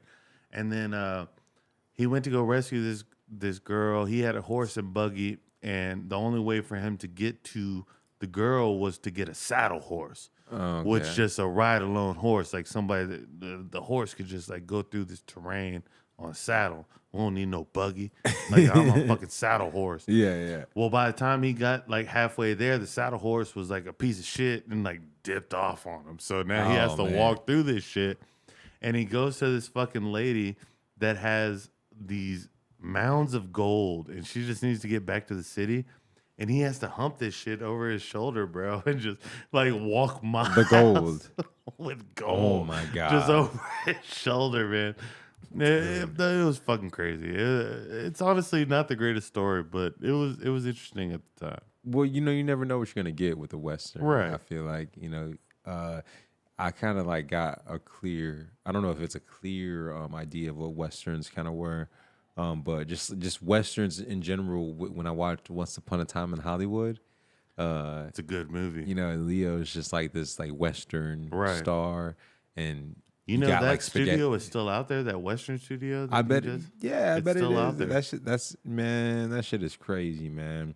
You got like the spaghetti westerns. They talk about that, in Right. there, like. He had to go to Italy to make a American Western. Right. That's crazy. It's just wild, man. I bet there's so many like lost westerns out there. Just how there is like just music, especially like in the 80s. There's a bunch of like lost 80s music that just like It was just like YouTube videos at that point. It's like, yeah, it's man. like we're just going to make a Western. It's like, but we're in Italy. Fuck it. We're going to do it. Dude, for the longest time, I thought that, I kind of knew this in the back of my head, but Anastasia, the movie Anastasia, right?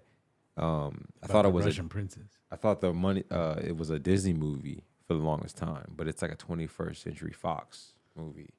It's based on a conspiracy theory too, by the way, about the princess of Russia when the revolution took over and the socialists took over the whole country or whatever, and the royal family disappeared or whatever. The Grand Duchess. The Grand Duchess, yeah. Dude, I'm pretty sure there were like women posing as the Grand Duchess for money, and that's what I liked the most about the movie. I was like, this is a crazy story, man. But I thought it was real though. So that's what I'm saying. I didn't know it was a conspiracy. I thought it was this actually happened. I mean, shit. They don't know for sure. They don't know for sure who, because they never found the lady. They didn't have DNA tests back then. I'm the Grand Duchess, and this is what I have to say. We got to fucking end this shit. Yeah. We got to end this shit. This is Grand Duchess rule. This is this is a fucking record show, by the way. 3 hours and 41 minutes. Oh, I just got to point that out. This is the No record way. so No far. way that's the record. Zimmerman was here for like 4 hours. That doesn't count. Yeah, doesn't count. It's Zimmerman. Doesn't. That's true. Marcos, give your last shout out. Tell them anything you want to tell them. Peace, motherfuckers. Shelly. Yo, stay safe. Always listen to ASMR before you go to sleep. Peace. And I'm Drew. And don't listen to ASMR. That sounds like you're going to have nightmares. Just watch The Office and have a great time. Roseanne. Nah. Well, then you wake up with racist thoughts of killing John Goodman. And with that, I bid you adieu. 21.